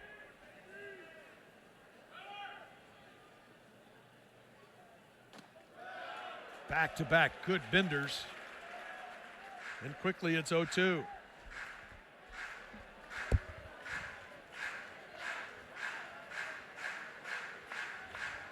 With nobody out, though, it's one of those things where you may not see that.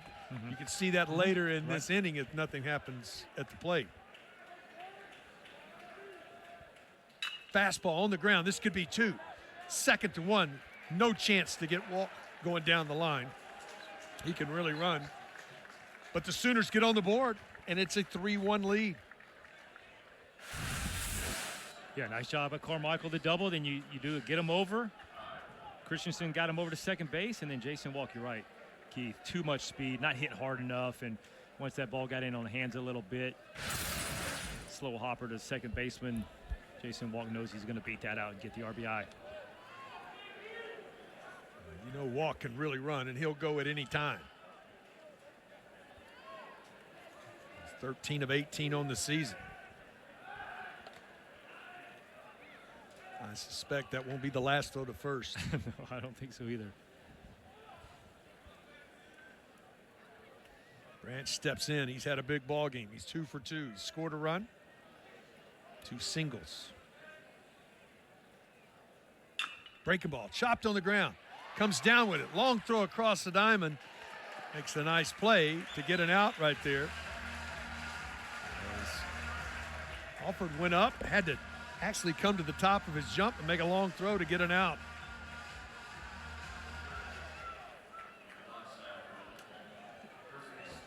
Walk into scoring position here. Good will play. step in. Good play by Alford to not rush because he was up thinking maybe there's a chance for a drag bunt, but makes the play, sets his footing, knowing that, hey, there's no chance for a double play, so getting one the whole way. Bucky steps in. Dayton has homered in this game. 2-run shot. Back in the second inning. He is also singled, so he is 2 for 2. Both of those against Curley.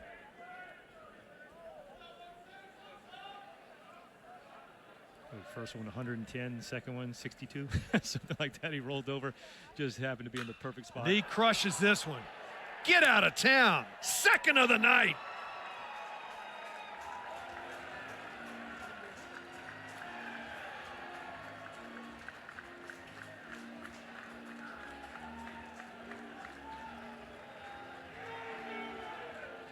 And the Sooners get some separation.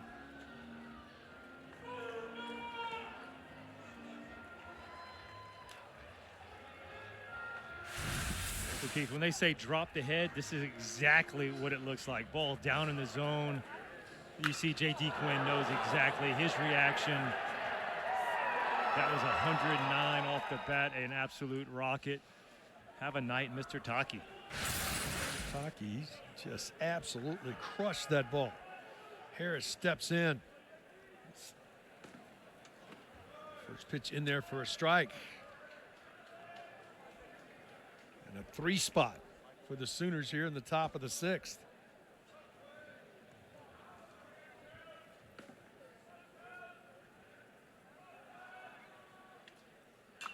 Foul back. Lance, there is no substitute in baseball for slugging percentage.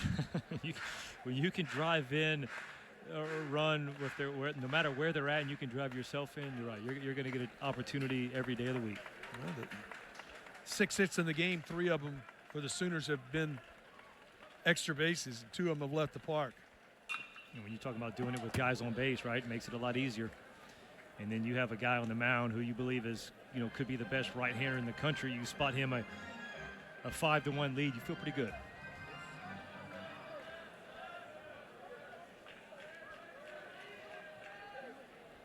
Quinn looking in, now set.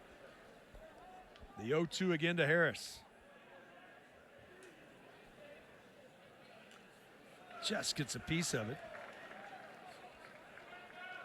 Tools of ignorance. Hunter paid for that one. Those are the ones, though, as fans and even everybody else, except the catcher and the backup catchers, because they understand it too, right? In about 2 pitches, everybody in the stadium and watching has forgotten about that. But not the catchers. They're still feeling it tomorrow and the next day. He did go around, knocked down, tagged out for the strikeout. First strikeout. Sooners, though, busted open 5-1. Brian Curley was good for Georgia, but Tyson Witherspoon a little bit better. Stake to the 5-1 lead. He has showcased fastballs up to 99. You saw the big old bender. He has the heater, and then look, little cutter. He's got it all. And this is one of those guys where you're going to see, is it top 5? Is it top 10? I guarantee you it's first round, though, and it's going to be upper first round because the stuff is there, the command is there. Everything, if you're a scout, you love to see from a pitcher, Tyson Witherspoon has. And the other part of it, you being a pitcher and playing in the big leagues, you said to me right off the bat, is his demeanor. Mm-hmm. Just his demeanor on the mound.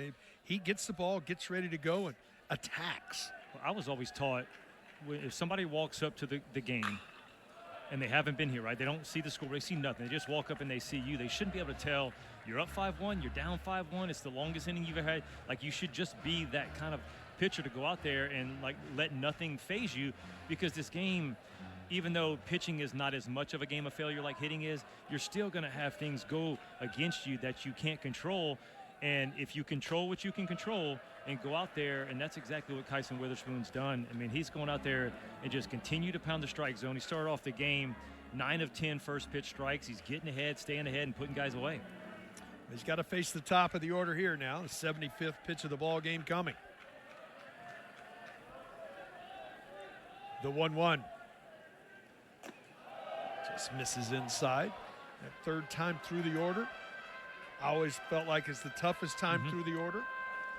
You just mentioned, or we mentioned earlier, right, the fastball in. That was the 1-1 pitch. I like how he went in right there and went into the righty above the belt, exactly where he wanted to go.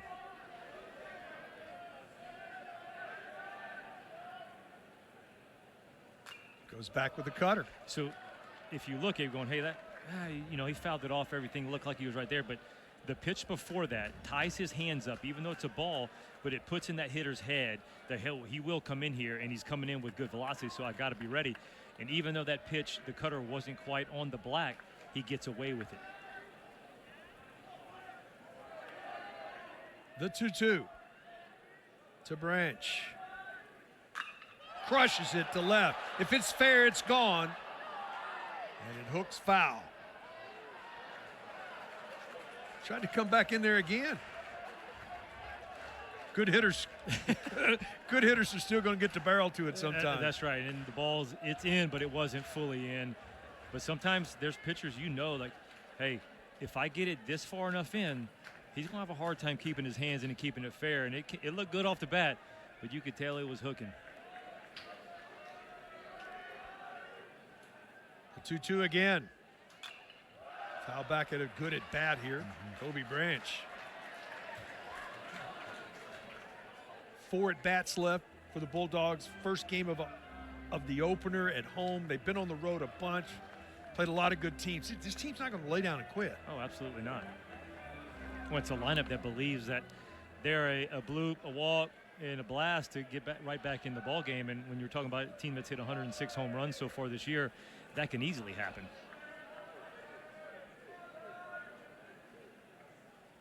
2-2 got him with an excellent cutter on the outer half, the 5th strikeout of the game for the Sooner right-hander. And Keith, the best thing about Kyson Witherspoon is he can go to multiple pitches to get you out, right? This game, it's been a lot more cutters to get him out. There's games where he's already shown the big breaking curveball that, hey, if he wants to start flipping that ball in there, he can. And so having command of multiple pitches, you're talking 3, 4, 5 pitches to get you out. That's why you hear his name being talked about as a top pick. He's been fun to watch. 80th pitch of the night coming as Branch steps in. He has walked and grounded to short.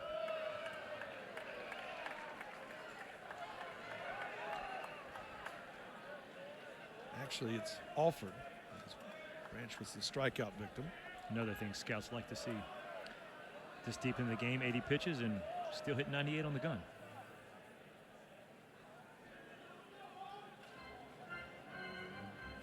Step in. If you look at the pitcher, it's active time, and I think that's what that discussion was. As a pitcher, you got to allow the hitter to get in and get set and look at you, but once you do, it's time to roll. It's time to roll.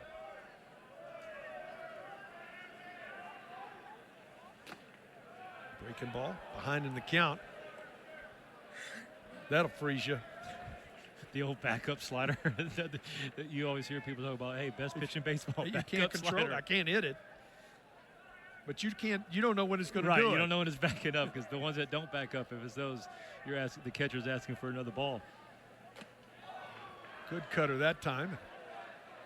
Alford down now, 1-2. And you're watching the guy just exude confidence, knowing how to make his adjustment, right? He has a backup one, and he goes right back to it, doesn't over-adjust, finds it, perfect pitch the next one.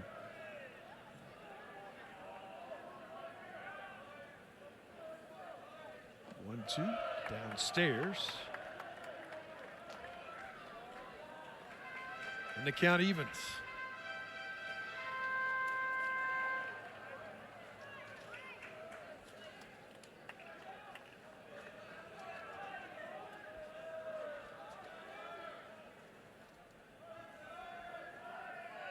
The 2-2. Did he go? Yes, he did for the strikeout. The 6th and the 3rd in a row. Getting stronger. Now is the Sooner right-hander. You took the words right out of my mouth. I was about to say, as we're entering the 6th inning, Kyson Witherspoon looks like he's settling in even better and getting stronger as the game is going. Tough customer here. Campbell steps in. Chopper to third. Across the diamond. And 1, 2, 3. Go the Bulldogs in the bottom of the sixth. 2/3 of the game in the books. 5-1 Sooners. Standing 3 for 3 in the ball game. 2 homers. He's driven in 4 of the runs. We go to the last third of the game. 5-1 ball game. 5-6-0 for Oklahoma. 1-5-1 for the Bulldogs. Foul back. Willis steps in. He is 0 for 2. It'll be 9-1-2 due for Oklahoma.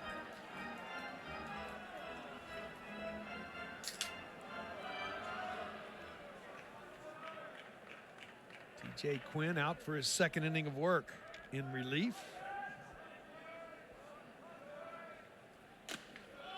Upstairs.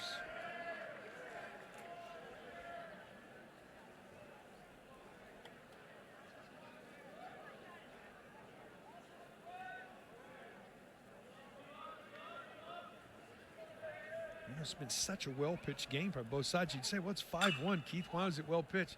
Climbs the ladder again, comes down with it, throw across the diamond in time for the leadoff out.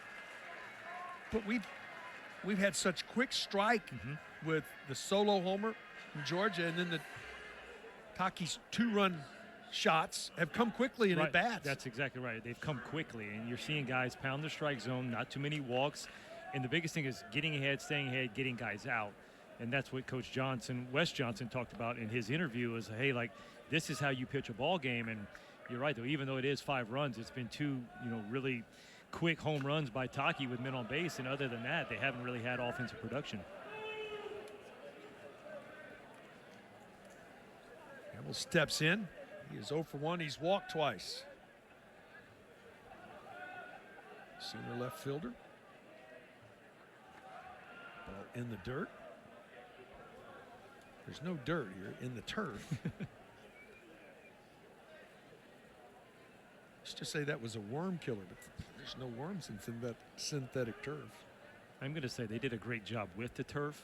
A lot of times you'll see it, like it just doesn't look like a ball field, but how they striped it, it looks like the grass had just been cut.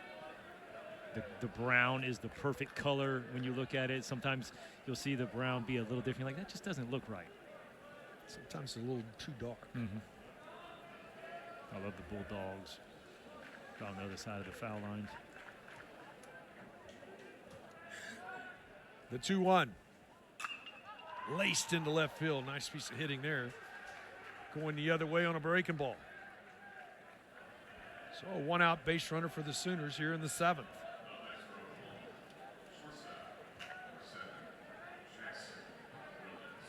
Jackson Willits will step in. He is 0 for 3 in this one. How about that college softball game? Texas and OU.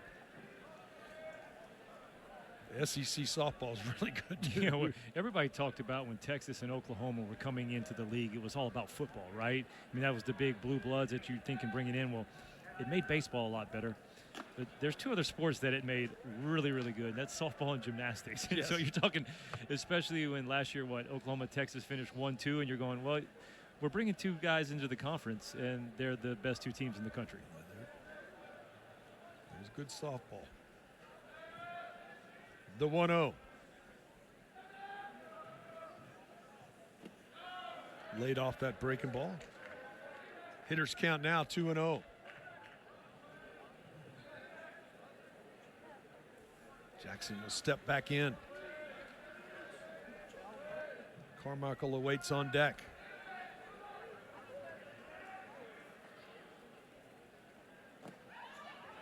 Downstairs. 3-0 now.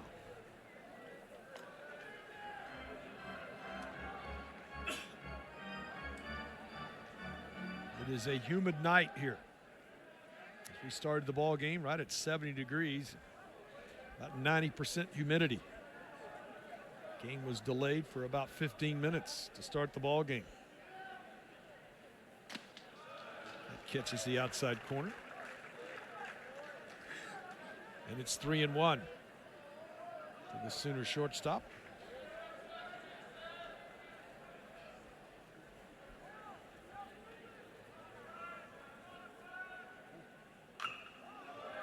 Shot foul. I would think the runner would be off here 3-2.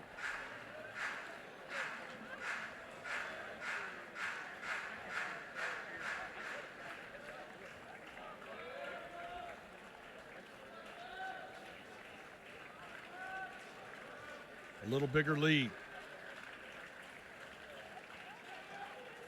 Long pause from Quinn. There he goes. Breaking ball. Yanked foul. We'll do it again, 3-2. You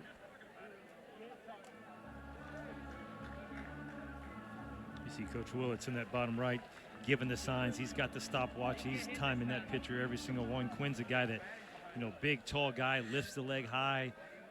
I mean, you already have a guy in Gamble that's 10 of 11 stolen bases, so you're thinking he could steal a bag anytime he wants and get a chance right here with a slow to the plate. Trust your guy at the plate. Going again. Fastball's downstairs for ball 4. So a couple on here for the Sooners in the 7th, trying to expand on this 5-1 lead. Easton Carmichael will come to the plate. Doubled into right center his last time up. It's coming into the game. That's the 3rd walk issue.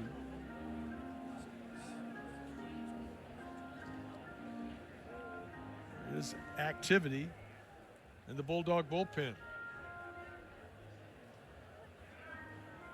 See the right-hander up and throwing. Hoskins.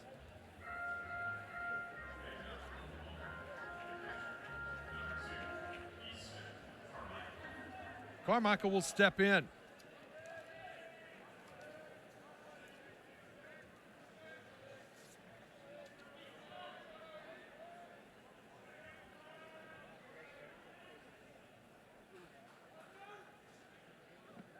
Break a ball downstairs for ball 1.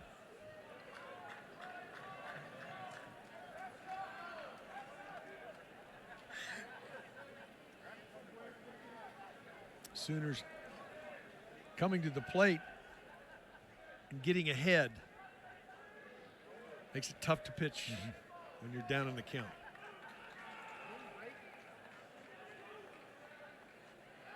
Inside step move.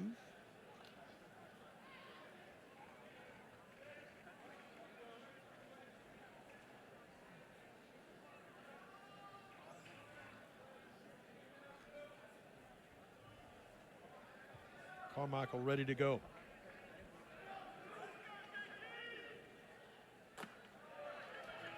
Bender in there for a strike, and the count evens. If you're going to pitch at a high level, you got to be able to do that. Pitch 1-0 backwards. breaking ball. Yep. You got to be able to flip a breaking ball in there and a hitter's count.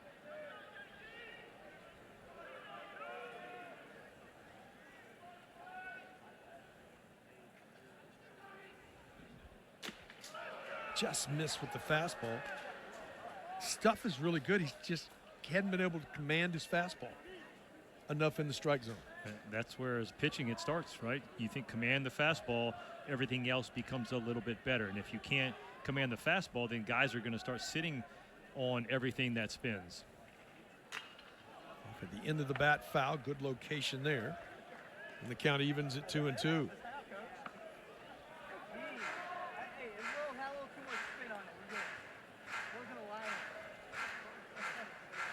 Make a good pitch here and get yourself out of the inning.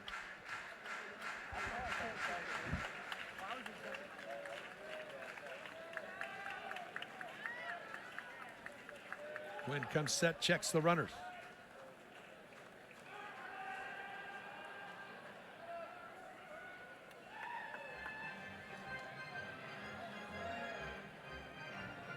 That's a hard move to sell. If you're good at it, you can get some guys the inside step, but there's a lot of guys have a tough time trying to do it.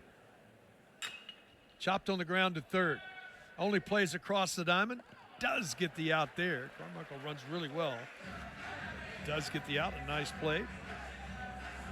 Kind of touch back on that, Keith. It's because guys, I think sometimes they don't they don't buy into it, right? If you're a pitcher, you have to make it look exactly like your motion, and sometimes guys will just lift a leg and spin instead of feeling like that's like practicing the fastball down away. That's like hitting off the tee. You got to go out there and practice your motion, because if that first lift doesn't look the same, you're not going to get the base runner. Well, with 2 outs, you don't think teams will score. Oklahoma scored 4 of their 5 RBIs tonight with 2 outs. 2 outs here as Christensen steps in. First pitch downstairs for ball 1. He's reached on an error, 0 for 3 tonight. Sooners with a couple in scoring position, really trying to separate this ball game even more. Downstairs. Hitters count now 2-0.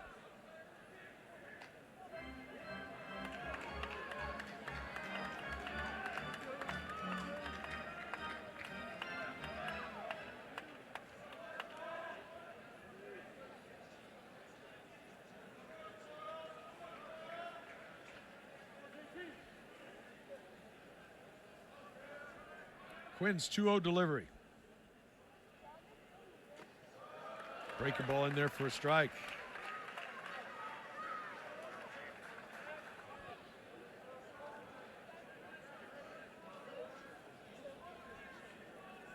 So Keith is a hitter. You thinking he goes 2-0 breaking ball, 2-1 another breaking ball? Because that's what I'm thinking as a pitcher. If I'm going to flip it in there 2-0, well, he goes heater.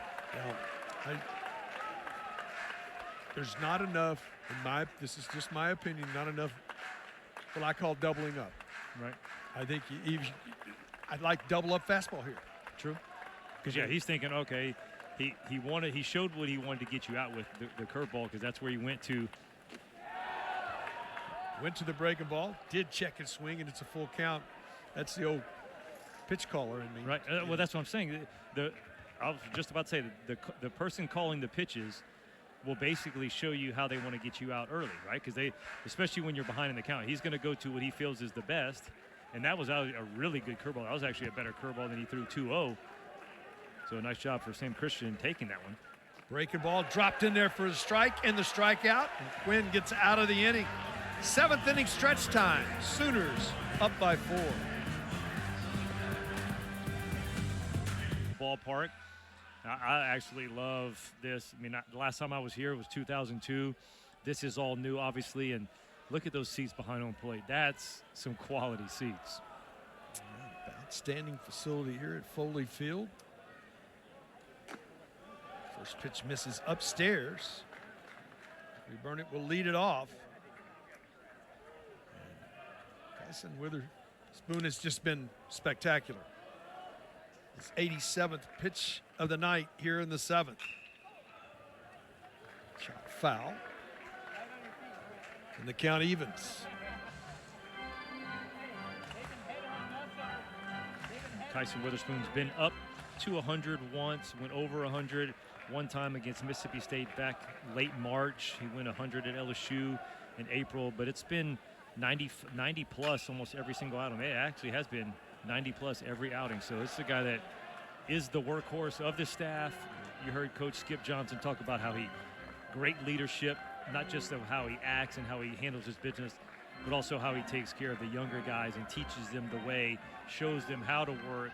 Because that's, to me, a lot of times what young guys don't understand is how hard it takes to be the guy that leads you off, right? That starter that's going to last the whole season.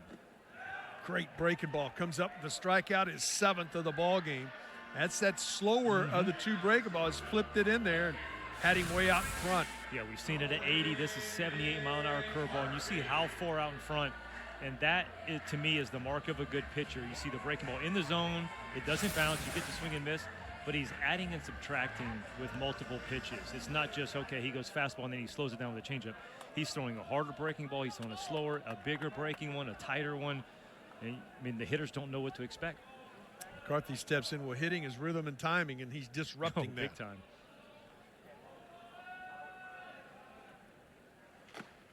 Big swing and a miss for strike 1. The other thing is the young players get to see a guy like this that's been around. His routine. How does he prepare for each one of his starts? What he does away from game day.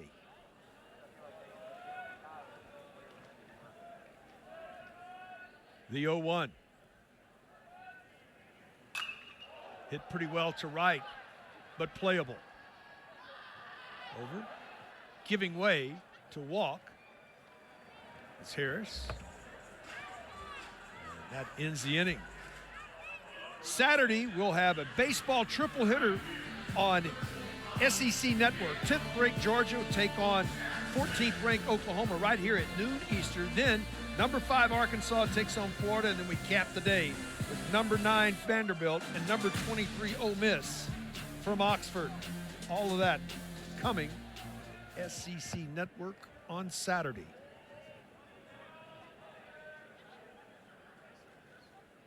So 2 outs here as Daniel Jackson will step in.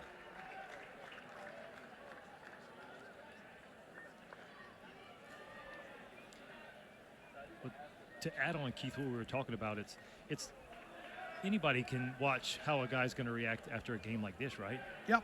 It's the starts where you get your butt handed to you. You give up 6, 7, 8 runs, and what do you do that next day? Or you're the same guy, go about your work, and that's exactly who he is, and that's what teaches the young guys as much as anything. I totally agree. And they get into a rhythm. I mean, I'm not talking about just rhythm in a game as a pitcher. You do that with a rhythm building up to your next start. What do you do for your team and your teammates when you're not starting? Well, that's the tough part about a starter, right? Because you only get the chance to help your team one day a week. But in a sense of you have to take it as competition every single day you go to work. You know, your workouts, are you competing in that? Are you getting better every time you do your workouts? Your extra running, your arm care. Those are the things, your side work, your flat ground, your long toss. It's not just, oh, I'm not playing today and I just do some work. It's you got to put in quality work.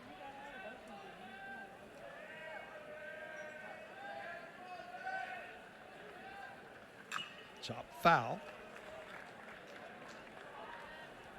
And that pitch right there was...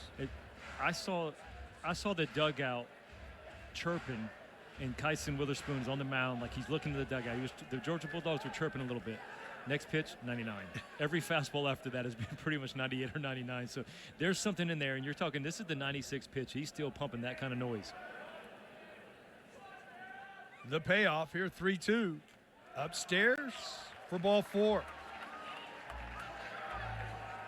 Only the second walk issued tonight by the Sooner right-hander.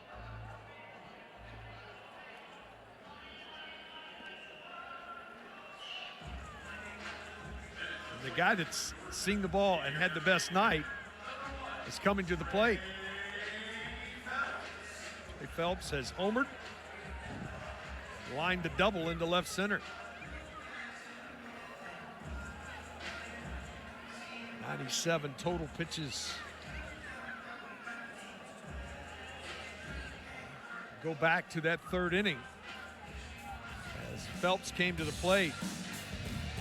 3-2 pitch that he was setting all over. And these two guys were teammates on the Team USA national team, the national college team, and I saw them smiling at each other, especially after the double. But you can imagine this is a spot where Phelps has gotten him twice.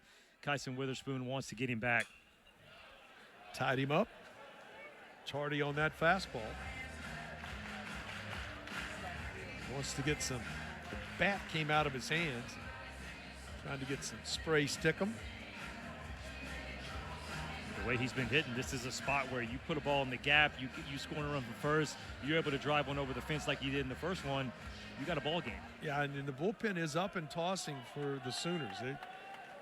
The window is closing. The Oklahoma right-hander.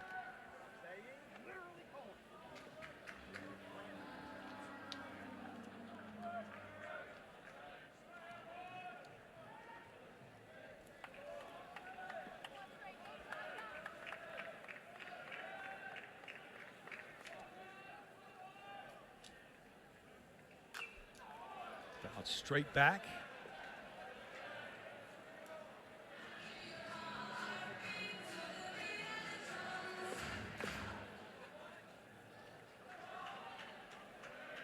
And it's quickly 0-2.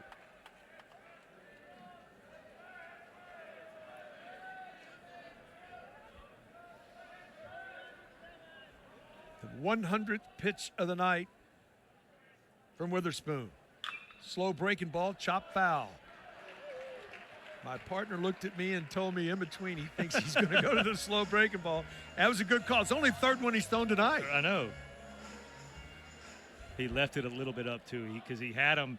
The slowness makes that hitter want to go out there and get it right where you want to be. 66% strikes. Pitch 101. Just misses. 1-2 now. Phelps.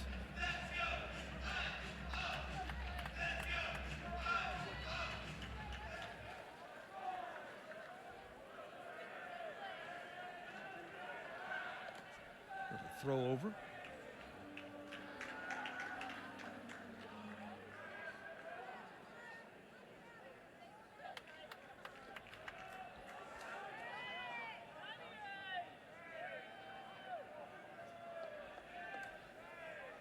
The 1-2. Way outside, held on to that one too long. The wild pitch.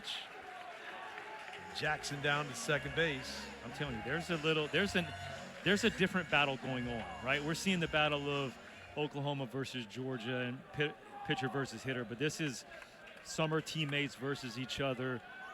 And the hitter has already gotten him twice. I'm telling you, this means something to Kyson Witherspoon. You're seeing him amp up a little bit. He's grinding. And he knows his window is closing when this is over. He doesn't just want to get him out. He wants to punch him out. The 2-2. This is outside with a cutter. And from 0-2 to 3-2. Exactly what he did in that first at bat. Put himself in a situation where he was able to get the fastball. Ball leaped back over the plate. He drove it over the trees.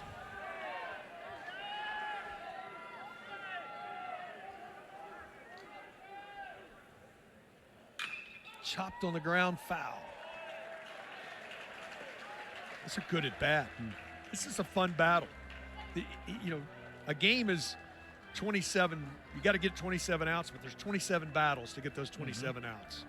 And this has been a fun one to watch. They're all, some of the battles, you're like, oh, first pitch out, first pitch hit. Okay, but this is one of those where you could tell it's meaning something to each of them right now.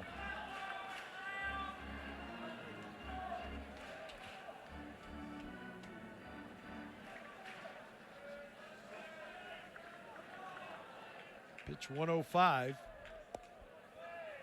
from Witherspoon.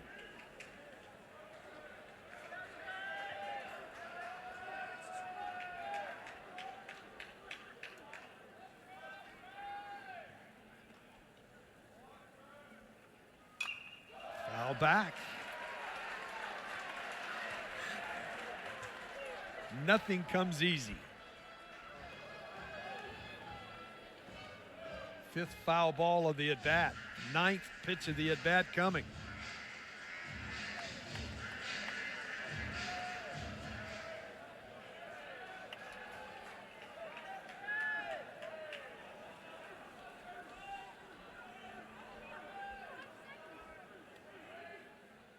Got him with a heater at 98 miles an hour and out of the inning. 7 in the books. Kyson Witherspoon absolutely rears back. I think he knows this is his last out because he stares down that Georgia dugout. 5-1 Sooners. Bryce Harper and the Phillies take on Kyle Tucker from the friendly confines of Wrigley Field. 7 Eastern, 4 Pacific on ESPN, ESPN Deportes, and ESPN Radio. Our coverage begins 6 Eastern, 3 Pacific with baseball tonight, Sunday night countdown. And to the bullpen go the Georgia Bulldogs. Matthew Hopkins, he's a junior, Duluth, Georgia, 6'2", 208 pounds. This young man's got a good arm as well. Good arm at that, right? Up to 98 miles an hour, and the stats are there. And that's why you see 32 punch-outs in 21 innings. Outstanding strikeout guy. Little bit too many walks, and that's where he's getting beat and where the runs are coming in. But you're talking about a guy with pure stuff. Matthew Hoskins is one of the best. Hoskins into the game, excuse me. They will face 5, 6, and 7. talked about Wrigley Field and that thing we just saw against the Phillies. That was my favorite place to go. What was yours? Well, I played there 8 seasons. Well, I know that, right? So it was a good place to be. did you enjoy? I enjoyed playing there. It plays a little different when he's playing it every day. There's sometimes when you go in for a 3-game series, you think, God, this wind blows out every day, a lot of runs and everything's happened. But if you go in there in April, sometimes it's freezing cold and the wind's blowing off Lake Michigan. It's a tough place to play baseball. I just grew up with WGN, watching the Cubs the whole time. You mentioned Ryan Sandberg. That was my favorite player. And so couldn't wait to get to Wrigley Field and just see what it was like and everything. You knew think you of were a as big kid. leaguer when you went into Oh, Wrigley. man. Breaking ball misses outside. I think there's 3 ballparks or 4 that when you broke in and got in Yankee Stadium, I got to play in old Yankee Stadium. I actually pitched in the last game. That was pretty cool. That is pretty cool. Fenway Park, Dodger Stadium, and Wrigley Field. I know this is probably a dumb question, but is the name inside the Green Monster? Did you sign the wall inside of it? Oh, yeah. Okay, I knew that was a dumb question, but Yeah. I mean, you have to. you have to.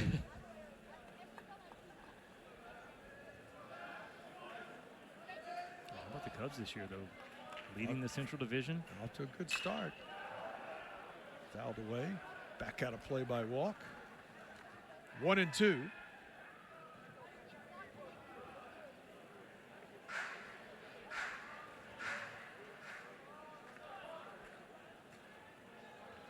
How about some of the new parks, just getting back to what's going on now. Just misses with a break ball. Target Field's a special place. I think it's really cool. PNC at Pittsburgh, really with what they've done downtown and everything in Pittsburgh, it's I don't know if there's a better backdrop when you see the lights lit up and everything about that. Cool. I actually got to go to the new Rangers ballpark, Globe Life. First time I'd gotten to see that. I went last week. Saw them play the Angels. Globe Life, It was weird to be packed bells. It So was- much different than Candlestick that Right. I played in. It was weird to be inside. The roof was closed when I'm thinking Texas because the old ballpark at Arlington was outside, so hot, crazy temperatures there, and to be inside it just felt weird. A nice at bat from Walk right there.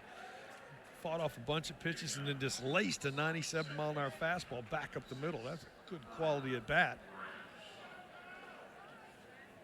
Kyle Branch, who's had a good ball game. Little brother. Shortstop Kobe for Georgia. He is 2 for 3 in this one. He has scored a run. The best thing he did all day was that backhanded play up the middle. Forget what inning it was, but Can hang a star those are on just that. singles, right? And he made an amazing play. That's nasty. That's the old Breaking ball. equalizer. And it from that arm slot, too.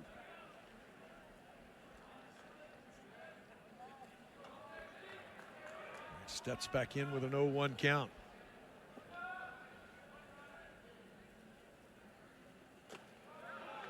That one stays inside.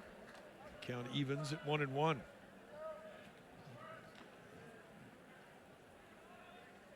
Outfield straightaway. Infield at double play depth.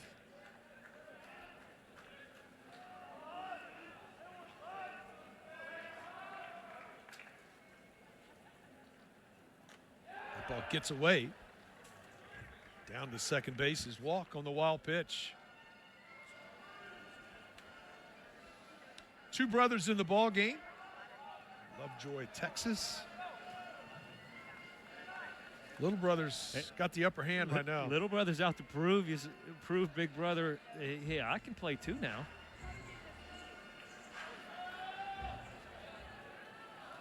Runner in scoring position with nobody out here in the top of the 8th. Singers lead 5-1.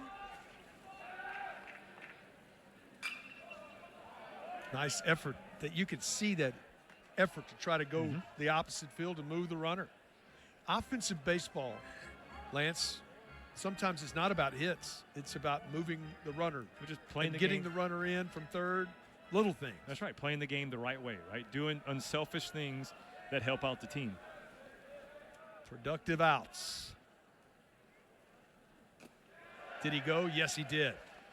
That was a nasty breaking ball. And this is a pitch where you have the guy thinking, go the other way, and you just kind of tease him a little bit. Put that slider on the outside part of the plate, thinking, oh, I got an easy ground ball over there, and it just darts out of the zone. That is. Here comes the man of the match for the Sooners. He is 3 for 3. A couple of 2-run homers.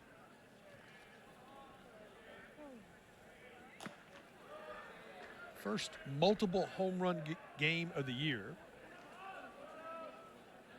Second 3-hit game of the year. Career high in RBIs with 4 in a ball game. Career high with 2 home runs in a game. So he's had a career day. He's quickly down. Actually, count evens at 1-1.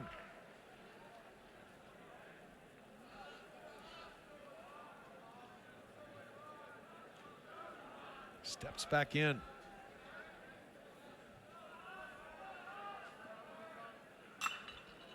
Foul down the left field line. That ball came off the bat at 100 miles an hour as well. It was the opposite field, but that was smoked. Yeah, a defensive swing. Some days it's just like that, right? Everything you're doing is good. Is barreled. That's it.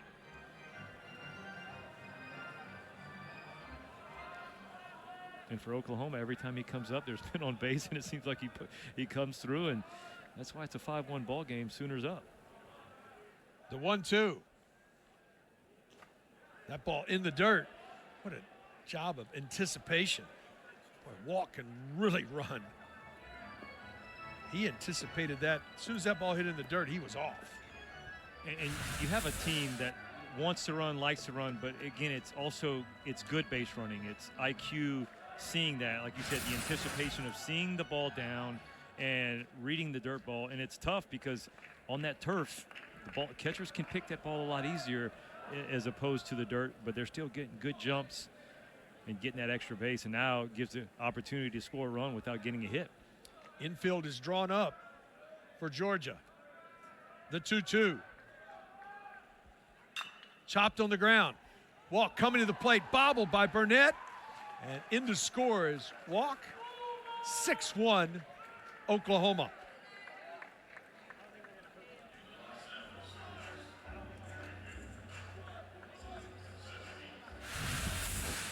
Key, this is a big run right here. It's just doing your job, hitting the ball down, pulls it enough into the hole. Even if Burnett makes the play, you're still scoring, and now that makes it where a grand slam, one swing of the bat can't beat you. Harris will step in. That goes as a base hit and a four-hit night for Dayton. Career night. He did go around, did Harris. And it's 0-1.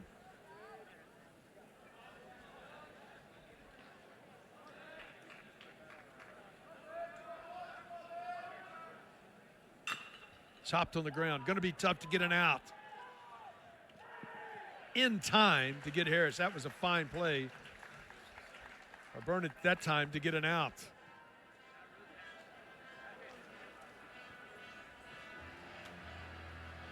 Got a player down.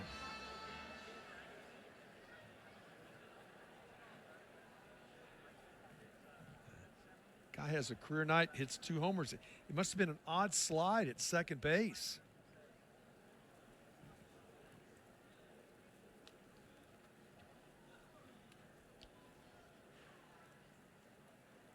And he can tell he's in pain. Mm-hmm.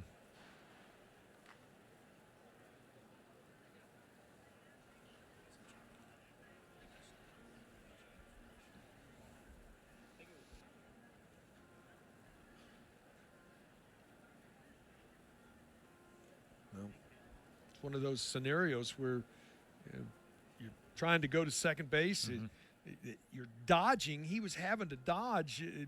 Burnett, who was coming to get the ball, as a runner, you can't interfere with the fielder. The fielder has the right to the ball. So I'm not sure what he was trying to do to get out of the way of that, but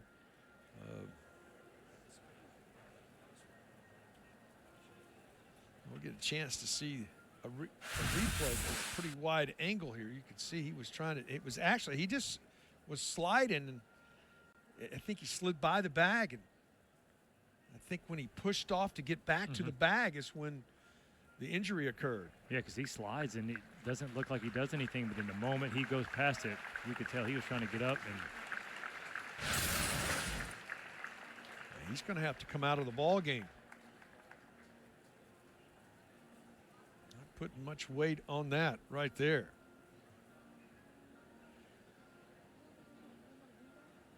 I must say somebody needs to help out. Yeah.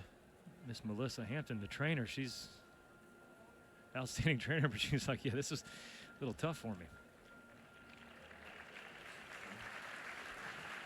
Hope he's okay. What a ball game he had tonight. 4-hit night. Drove in 4, hit 2 homers. 4 for 4 night. And Brandon Kane will come on to be the pinch runner for Oklahoma.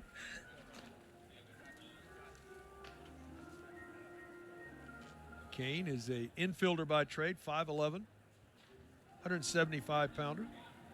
Transfer in from Mississippi Gulf Coast Community College, Mobile, Alabama native. He's into the game at second base. So Willis will step in.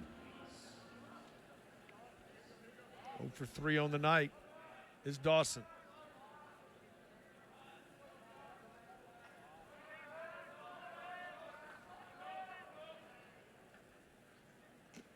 Breaking ball misses outside for ball 1. 6 runs, 9 hits, no errors for Oklahoma. 1-5-1 for Georgia.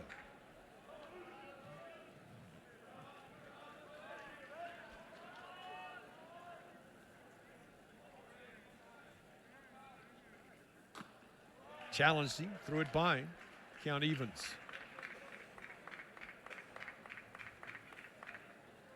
We've seen some explosive arms here tonight.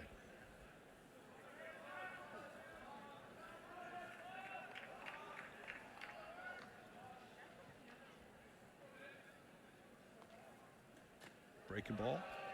Front door. Started out at the hitter and brought it back to the inside corner. He's got the breaking ball to do it.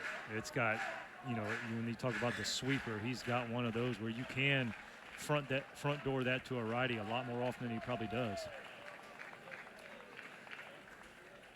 The 1-2. Just gets a piece of it. See it bat alive.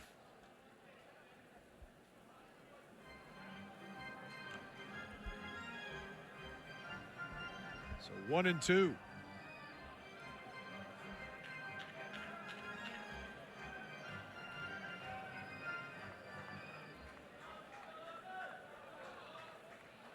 Steps back in.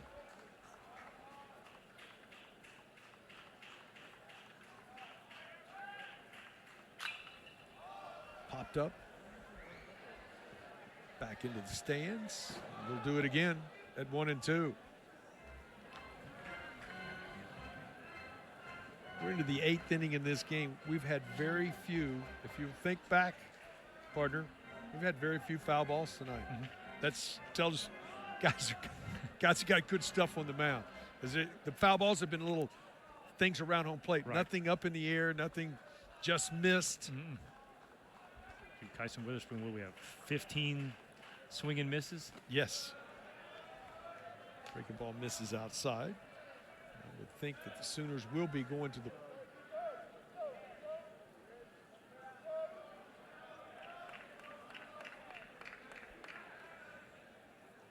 this ball thrown back to second. That was a really nice job of getting that ball knocked down by Branch.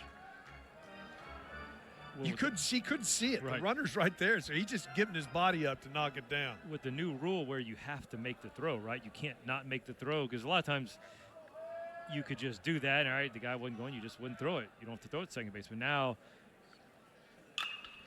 this on the ground into right field. That'll bring a run home. Throw comes in the throw, gets up, and it gets away. Headed toward the plate, the throw to the plate, not in time. It scores 2 runs. What nice hustle to score the second run of the inning. A base hit to right field turns into 2 runs with runners at first and second. And Keith, right here, this is where the ball's just a routine hit, right? You're going to go first to third. Willis is doing that, and Daniel Jackson just sees it, trying to make the throw. There's no way you're throwing him out, and oversails the cutoff man, makes a bad throw, and then just you watch the speed of Oklahoma just really creating havoc. Dawson Willis goes from first to third on the era, and then home, making an 8-1 ball game. And to the bullpen.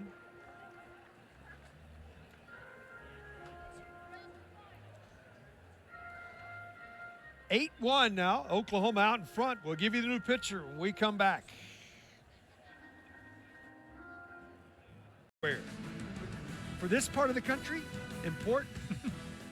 Jalen Walker, an outstanding player for the Georgia Bulldogs, drafted by the Atlanta Falcons. He gets to stay in the state of Georgia. Yeah, second player for Georgia drafted in the first round. Michael Williams went 11th to the 49ers. And how about 8 of the top 17 SEC draft picks? Into the game comes the right-hander, Justin Bird, 6'2", 196-pound right-hander. Georgia native, transferred in from UFC Yankton. Out of the bullpen is Willits is at the plate. 1-0 pitch misses outside, and it's 2-0.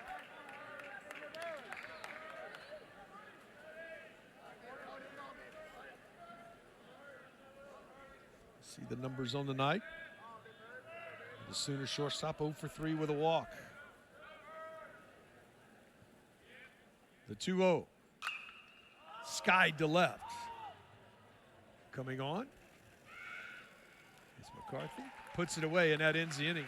But a 3 spot for the Sooners in the top of the 8th. They lead 8-1. He was just outstanding. You can see the final numbers, 106 pitches, 7 innings of work, 1 earned run. He walked 2 and struck out 8.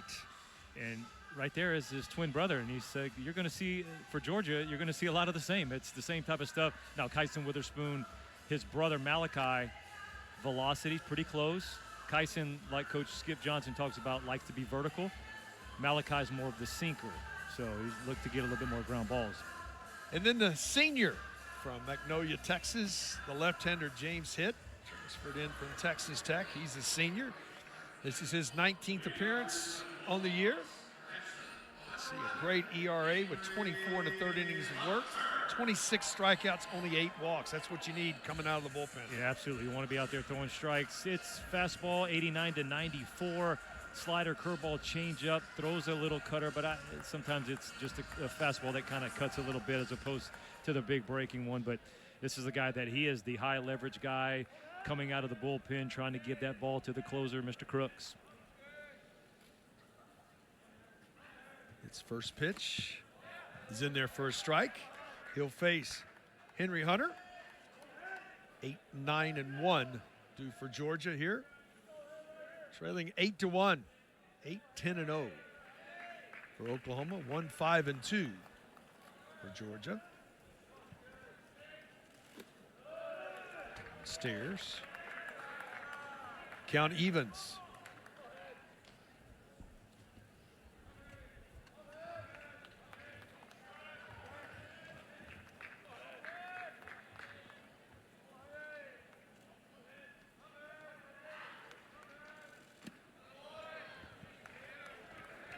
Does it sink to that fastball?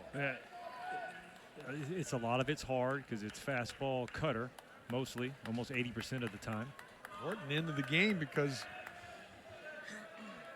Taki was injured in a slide at second base. What a night he had, though. 4 for 4 on the night. 2 homers on the ground. Quick throw across the diamond, not in time. Pulled him off the bag.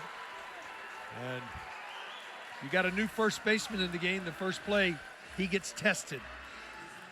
A situation where Dawson Willis, they had to shift on, and he's basically playing shortstop.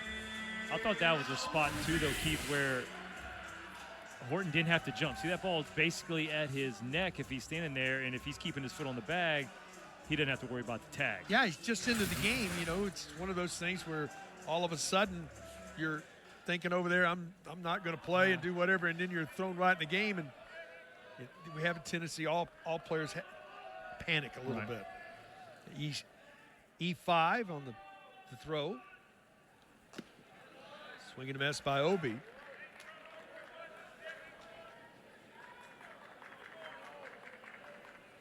You know, when you're starting a game, Lance, you pretty much start 2 hours earlier and you're getting yourself prepared. And some of that nervousness goes away. One of the toughest jobs. Pinch hitting is a tough job. Relieving is a tough job because you don't know when that telephone call is going to come and they're going to say, you're in there. Right. And the defensive replacement? Defensive replacement is the same way. You go, oh, okay, I'm ready. Quickly 0-2. Hit comes set.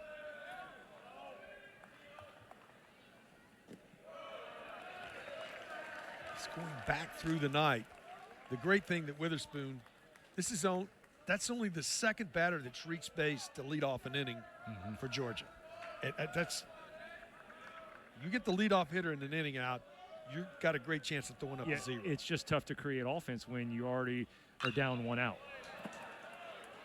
And it seemed like early on, the moment Kyson Witherspoon had a guy on, those first 2 innings, he made the pitch he needed, got those 2 early double plays. Yep. And that's the part that, to me, let him settle in a little bit, battled, and then all of a sudden he got through the 5th, and it was lights out.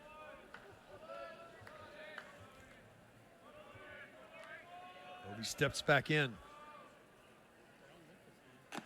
Fastball misses outside. And it's 2-2.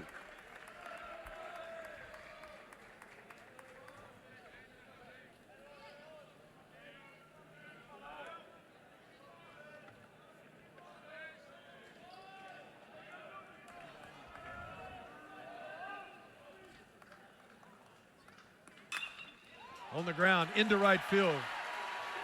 Nice piece of hitting right there, going with the fastball away from the left-hander. And a couple on. It's only the second time in the ball game that Georgia's had 2 runners on base in an inning.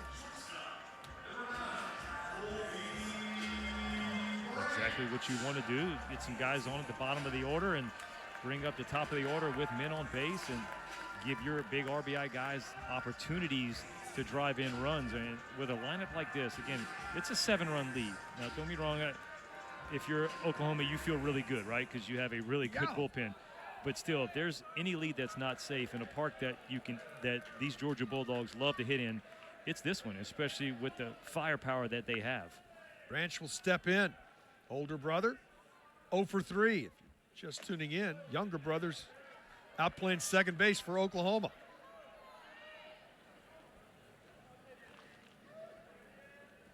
Wants to get a little payback here. 0 for 3 as he steps in.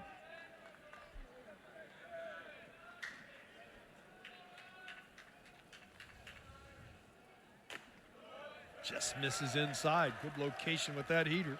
Doesn't get the call. The count evens at 1-1.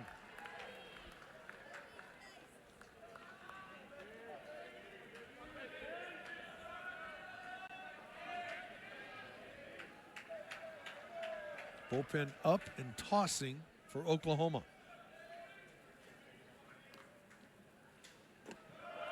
Downstairs. 2-1 now.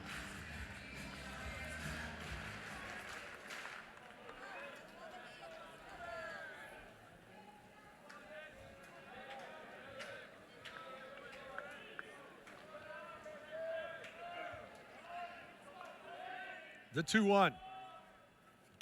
Shot foul.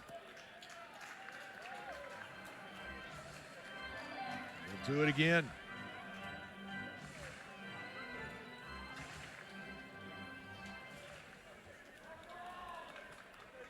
Veteran left-hander.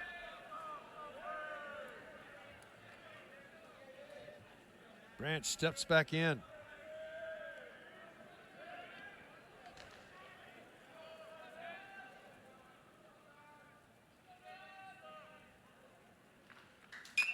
Ball hit well to right with some carry.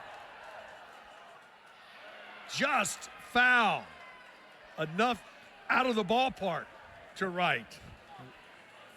Kobe Branch has hit one pulled home run foul. Now we have an Oppo home run foul. What the fans would say, hey, straighten it up. Yeah, just that ball, I knew it had the distance. I'm sitting here watching it. A lot of times the ball the other way doesn't. Right, flares out. That ball Yeah. was, on that upper part of the new Hit that stands ball. over there. It was way out of here. He hit that ball a long ways. Count remains 2-2.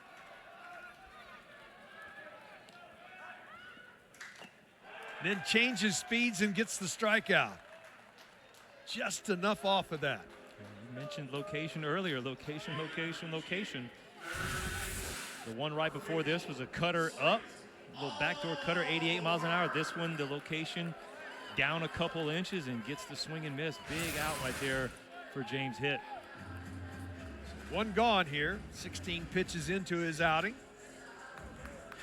Still runners at first and second. Alford will step in. Singled his first time up. 1 for 3 tonight.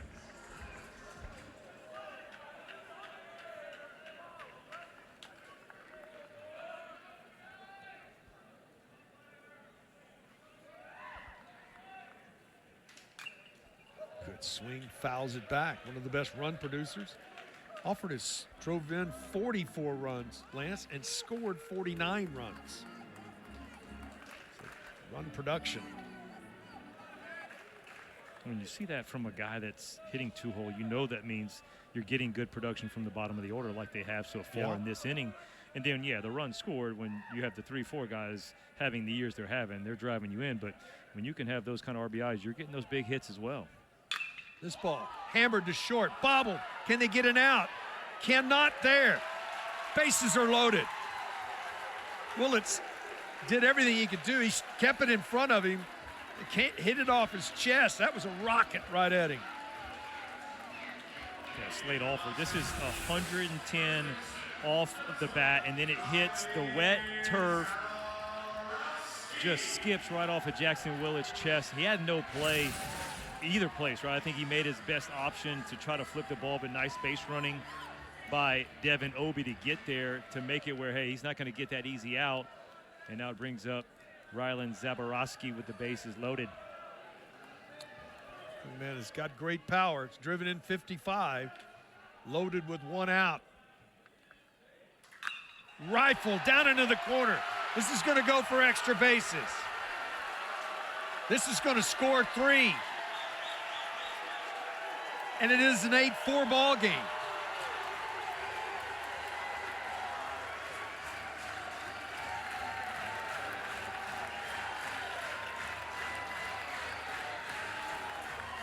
Oklahoma gets 3 in the top of the inning. Bulldogs come right back. Yeah, Cutter didn't quite cut too much of the middle, and Zaborowski does what he does best. Clears them for the Georgia Bulldogs. We got a game, I'm telling you. This is an offense that believes no lead is ever safe. Still just one out in the inning here in the bottom of the 8th. Net will step in. He is 0 for 3. Lefty-lefty matchup here.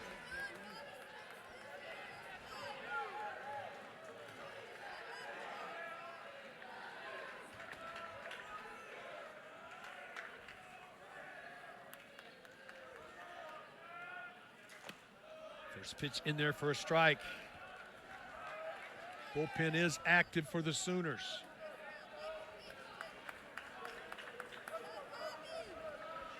"17 homers on the year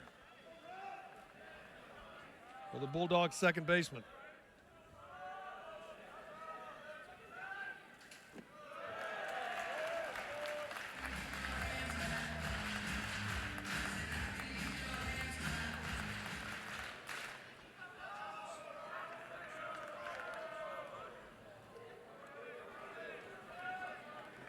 Burnett's hitting .452 at runners in scoring position. You see the 55 RBI opportunity right here to drive in another one. Swings and comes up empty. How about that? I love hitting left-handed pitching. I mean, You gotta put your money where your Yeah, mouth that's is. exactly right. Because Robbie's hitting 233. I don't know how much that is. He's crushing righties, but the 1-2. This right at Willits, who makes the play. Hit it on the button. Second out of the inning, and a big one for the Sooners. They needed an out badly.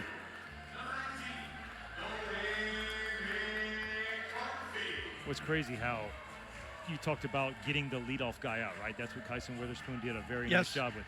And how many innings, when you look up and you see those crooked numbers, start with either a leadoff walk or an error? Yep, no question. Even when guys get hits, it's okay, but like when you give the team a chance with that leadoff walk or an error, usually going to end up with a run scoring and usually a crooked number. Crooked. This ball hit well into right. It's going to be down, and it's going to drive in a run. Throw into second base, and all of a sudden it's an 8-5 ball game. A 4 spot for the Bulldogs. Just good placement. Nice pitch off the end of the bat. You think he made a nice pitch and get an out, but playing deep out in the outfield, just drops right in, and Georgia gets another one, inches closer. Going to make a move to the bullpen is Skip Johnson here. We'll give you the new pitcher when we come back. Georgia right back into the ball game with a 4 spot here in the bottom of the 8th.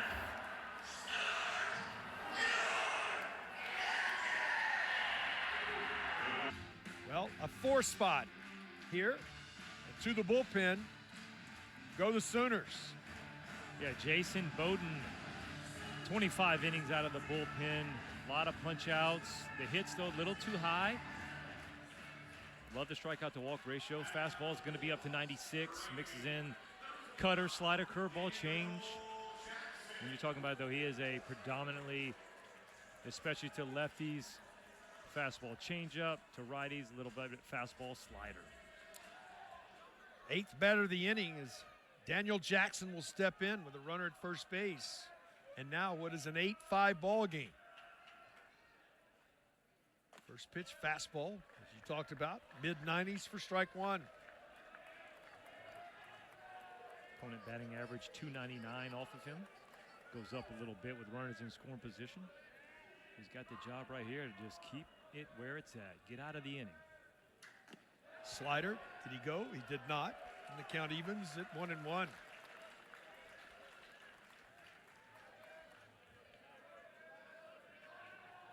Jackson steps back in.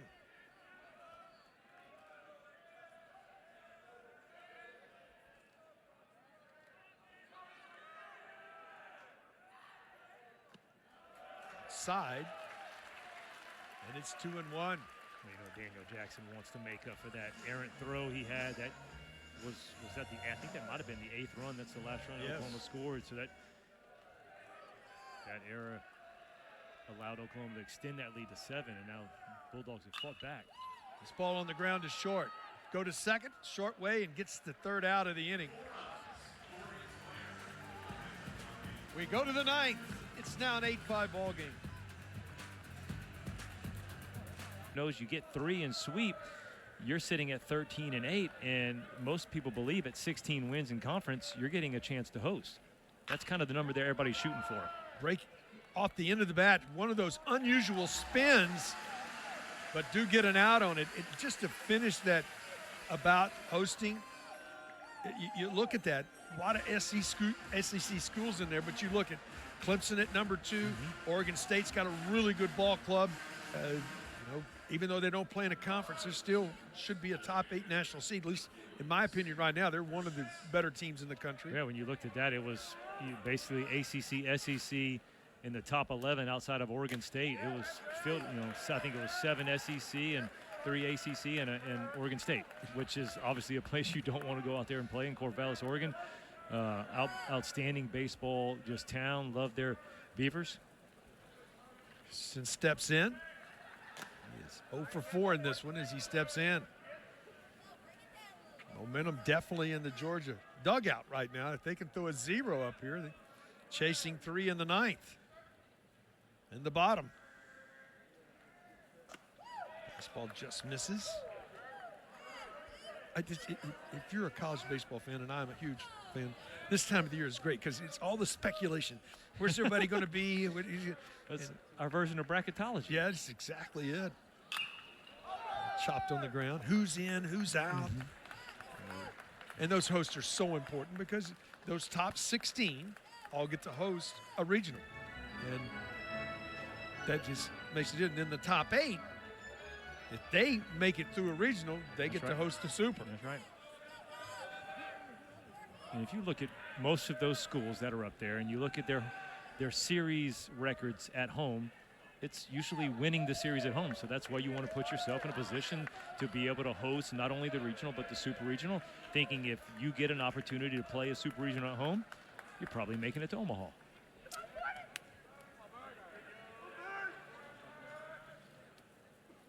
This ball hammered into right center with some carry.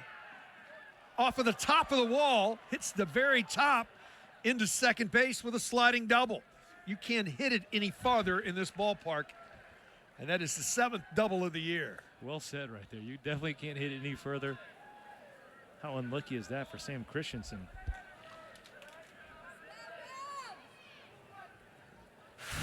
They're going to replay this.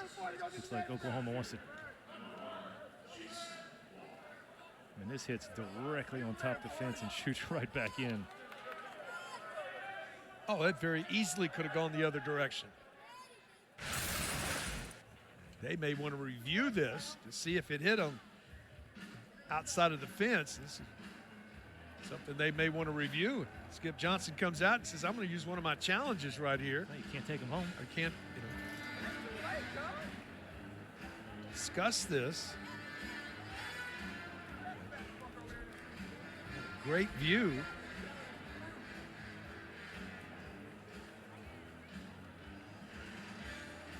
They're going to say, nope, they don't believe it was out of the ballpark, and they're not going to review it. So a double here with one out. Walk comes to the plate. He scored twice. 1 for 4 on the night.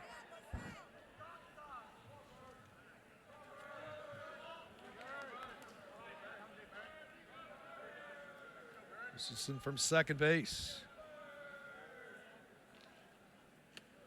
Breaking ball downstairs for ball 1.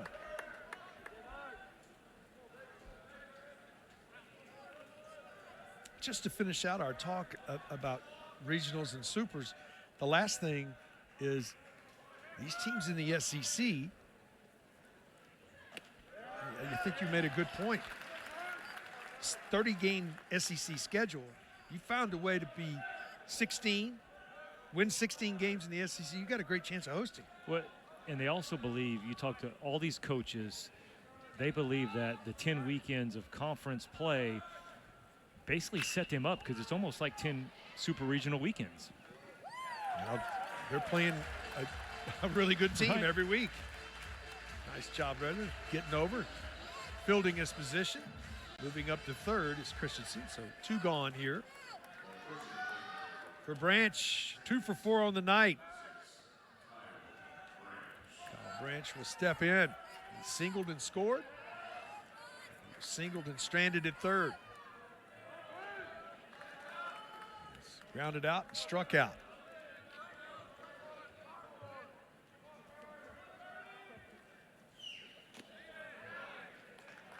Bird's first pitch misses outside for ball 1.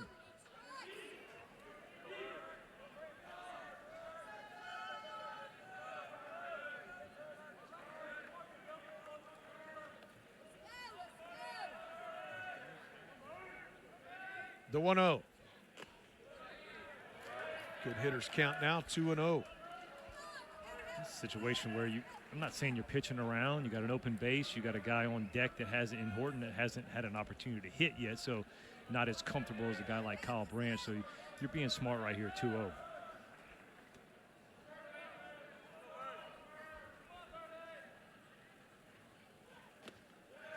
Breaking ball, 3 in a row, 3 breaking balls in a row.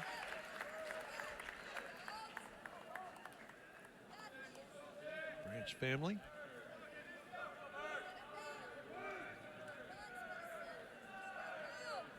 Do you make two different hats? Or do you just say branch on the head? It's just a branch hat. Yeah.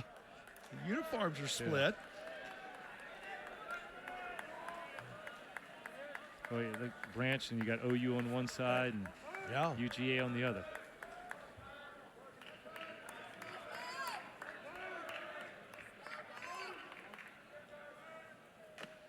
Did he go? Yes, he did. And it's 3-2 now.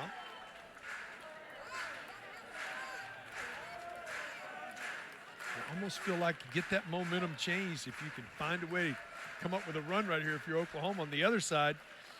But you need this out if you're the Bulldogs. The payoff. Tried to check his swing. It would have been ball 4.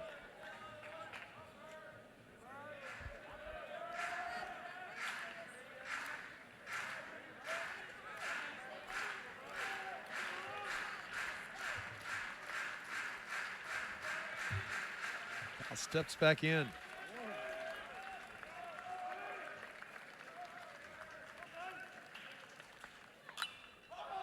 Popped up. Not a lot of room here at Foley Field. Just against the screen. We'll do it again. Little gamesmanship, Keith. OU's coaching staff on the front step just kind of stood there and didn't quite get out of the way. Like, yeah, stay out of the dugout. We don't need you to catch this one. So we'll do it again.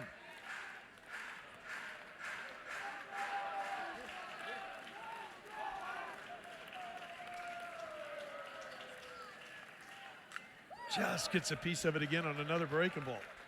Keeps the at bat alive.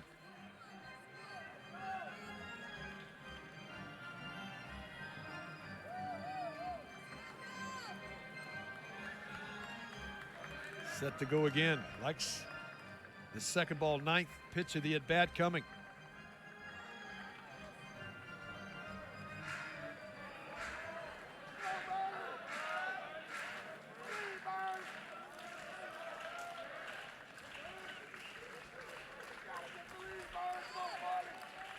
Checks the runner. This ball hit well to center with some carry, but playable. He'll be back, puts it away. 3 outs left in the ball game. Georgia down 3. In the SEC, Crooks Sr., Euless, Texas. He's been outstanding on the season. He's got some incredible numbers. Is what he's been able to do. A 1.31 ERA in all the games with 9 saves. This is his 16th appearance. 20 innings, 20 punch outs, right where you want to be. Only 14 hits. Teams are hitting 189 off of him. It's fastball, again, 93 to 95. It's like a broken record. Everybody's in the mid-90s.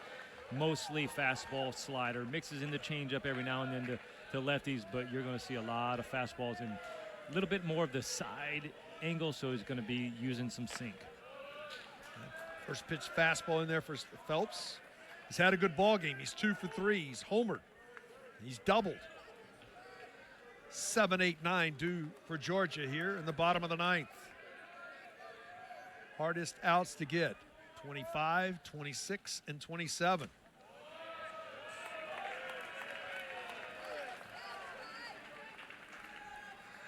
Yeah. That's how you make an adjustment, right? Tough year. I guess you wouldn't say tough year, but out of the bullpen, 4-1, not where you wanted to be, but man, this is why he's in the closer role, that 1.3 ERA, throwing more strikes, trusting all of the pitches and not trying to rely on just the fastball. Right there, 1-1 breaking ball for a strike. Steps back in.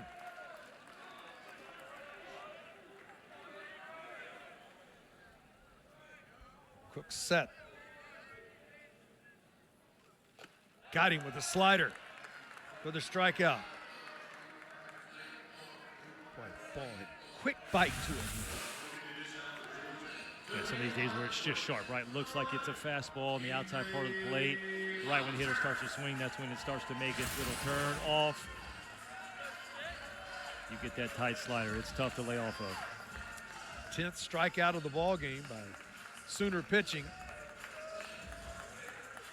As Henry Hunter will step in from the left side. Reached on an error and scored. He's walked and lined out. Back out of play. Sooner right-hander ahead 0-1.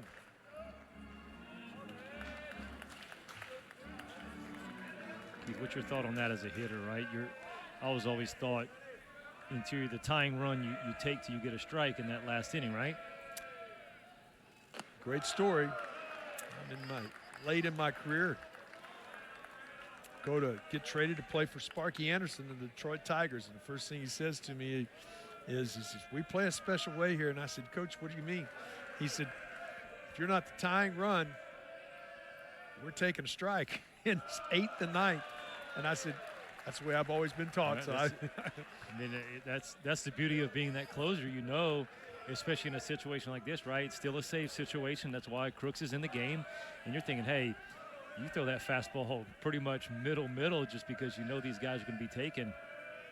Fastball misses up and away. But Hunter went up and hacked it. Now, down a run. Yeah, That's a little different. There's a different story. One swing can get it all tied up.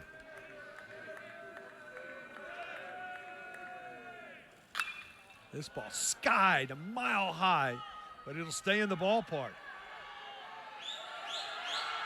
And a nice running catch to put it away by Walk. He went a long way for that. He was the last guy to call it. Put it down, and the Bulldogs down to their final out. Center fielder taking control. We got the best angle coming in on it. Devin Obie will step in. Singled his last time up. He's had a good ball game, 2 for 3 on the night.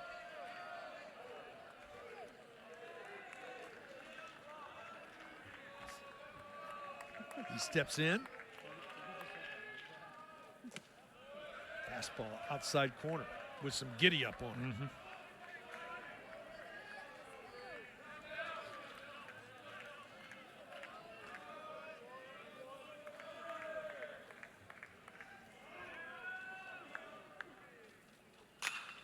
This ball down the right field line. It's going to go for extra bases.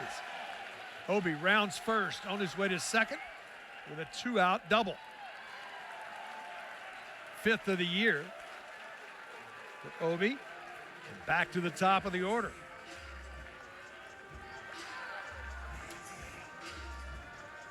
Crooks went back-to-back. The fastball down and away was a beautiful pitch right before that, and hits the same exact spot. And Obie just shoots it inside the bag. And I love the way he slid.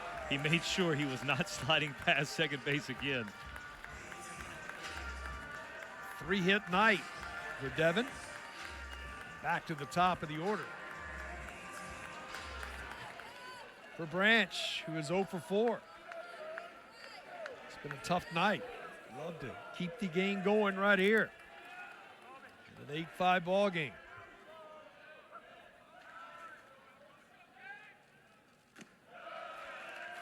Breaking ball misses for ball 1. Tying run now in the on-deck circle for the Bulldogs.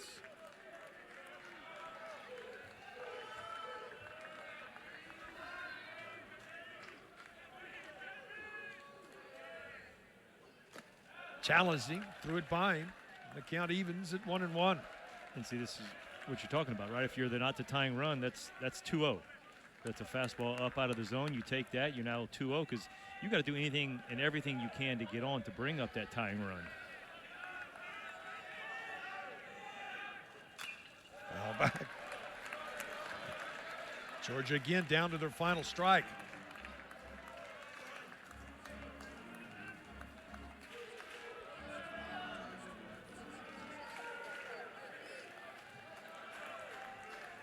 One and two now.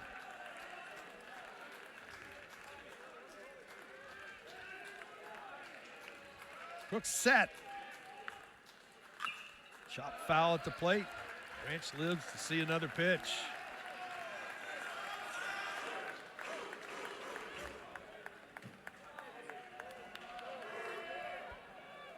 th pitch of the appearance right here. for the Oklahoma reliever.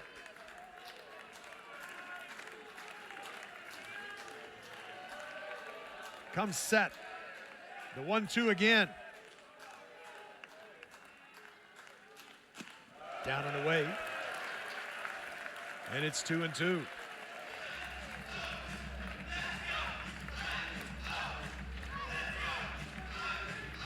It's 25, 26, and 27 are hard outs.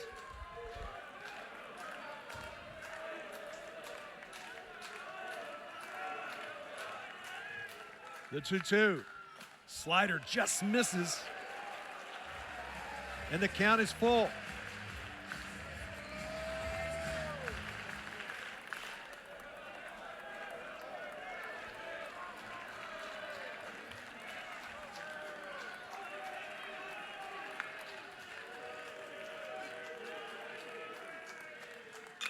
This ball into center for a base hit. This will score a run. And the tying run will come to the plate. As Branch singles to center to drive in Obi.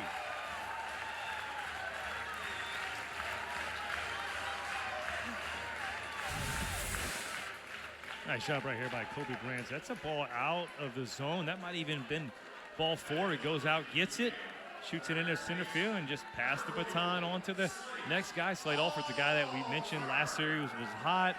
27 straight games he's been on base. So, you know, one of the better hitters in the lineup, feeling good. And like you said, Keith, tying run to the plate. Yeah, the tying run to the plate, and these next two guys between them hit the ball in the ballpark.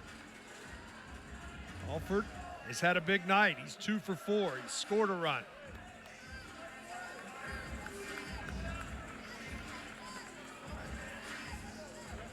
He comes on here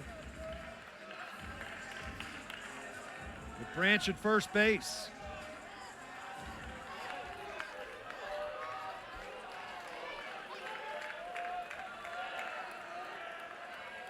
Crooks set. Great pitch. Right on the outside corner.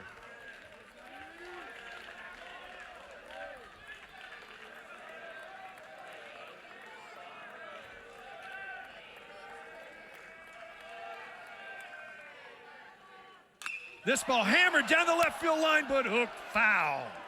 That would have tied it up. I'm going to say he's not throwing that one again. Look at feed the trees. They're wanting it. They're wanting it. The head was out, but a little too far out, and that ball hooked quickly. Quickly down 0-2 now.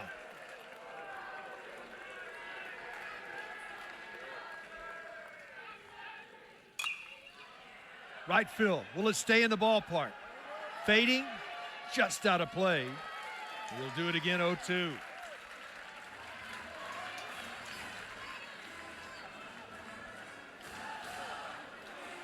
Once you get past Slade Alford, you got Zaborowski and Burnett, back there, so easily one swing of the bat can either tie it if Alford gets on, could win it.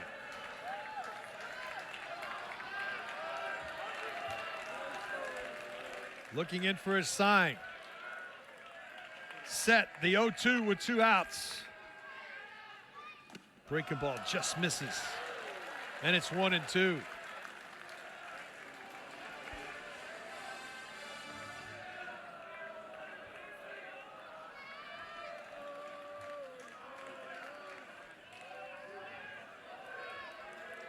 Comes set. Just gets a piece of it, keeps the at-bat alive.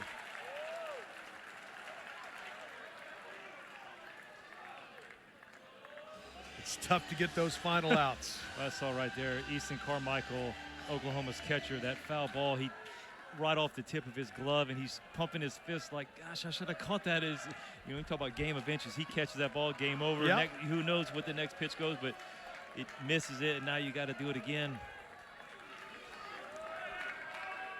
The 1-2.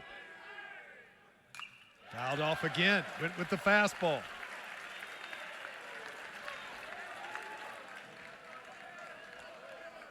Really good at bat here.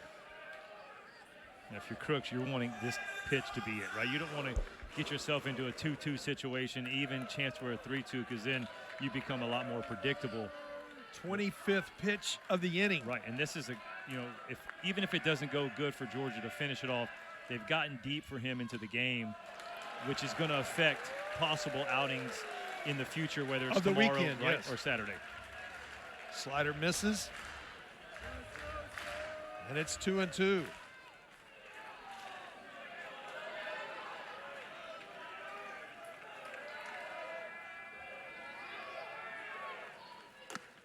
Fastball.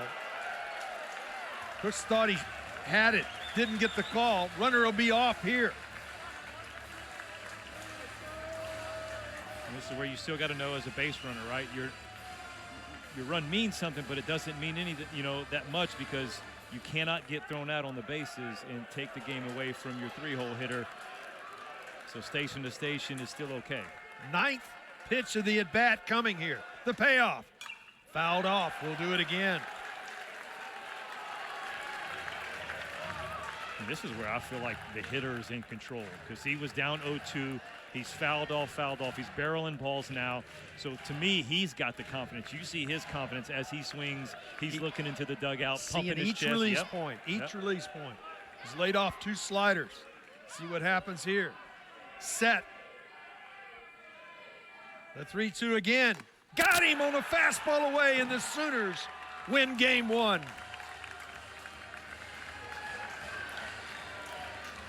Just rear back, let it eat, right? 93 on the outside part of the plate.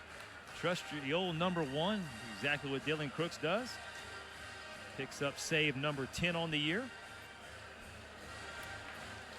Well, you just go back to it. What he went to the fastball.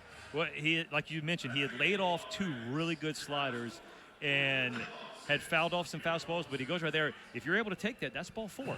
But when you get into a situation, into the ball game, 3-2, a good pitcher, he does a good job challenging with the heater. He gets the punch out. Final score, Sooners come into game 1 of this 3-game set and win it 8-6.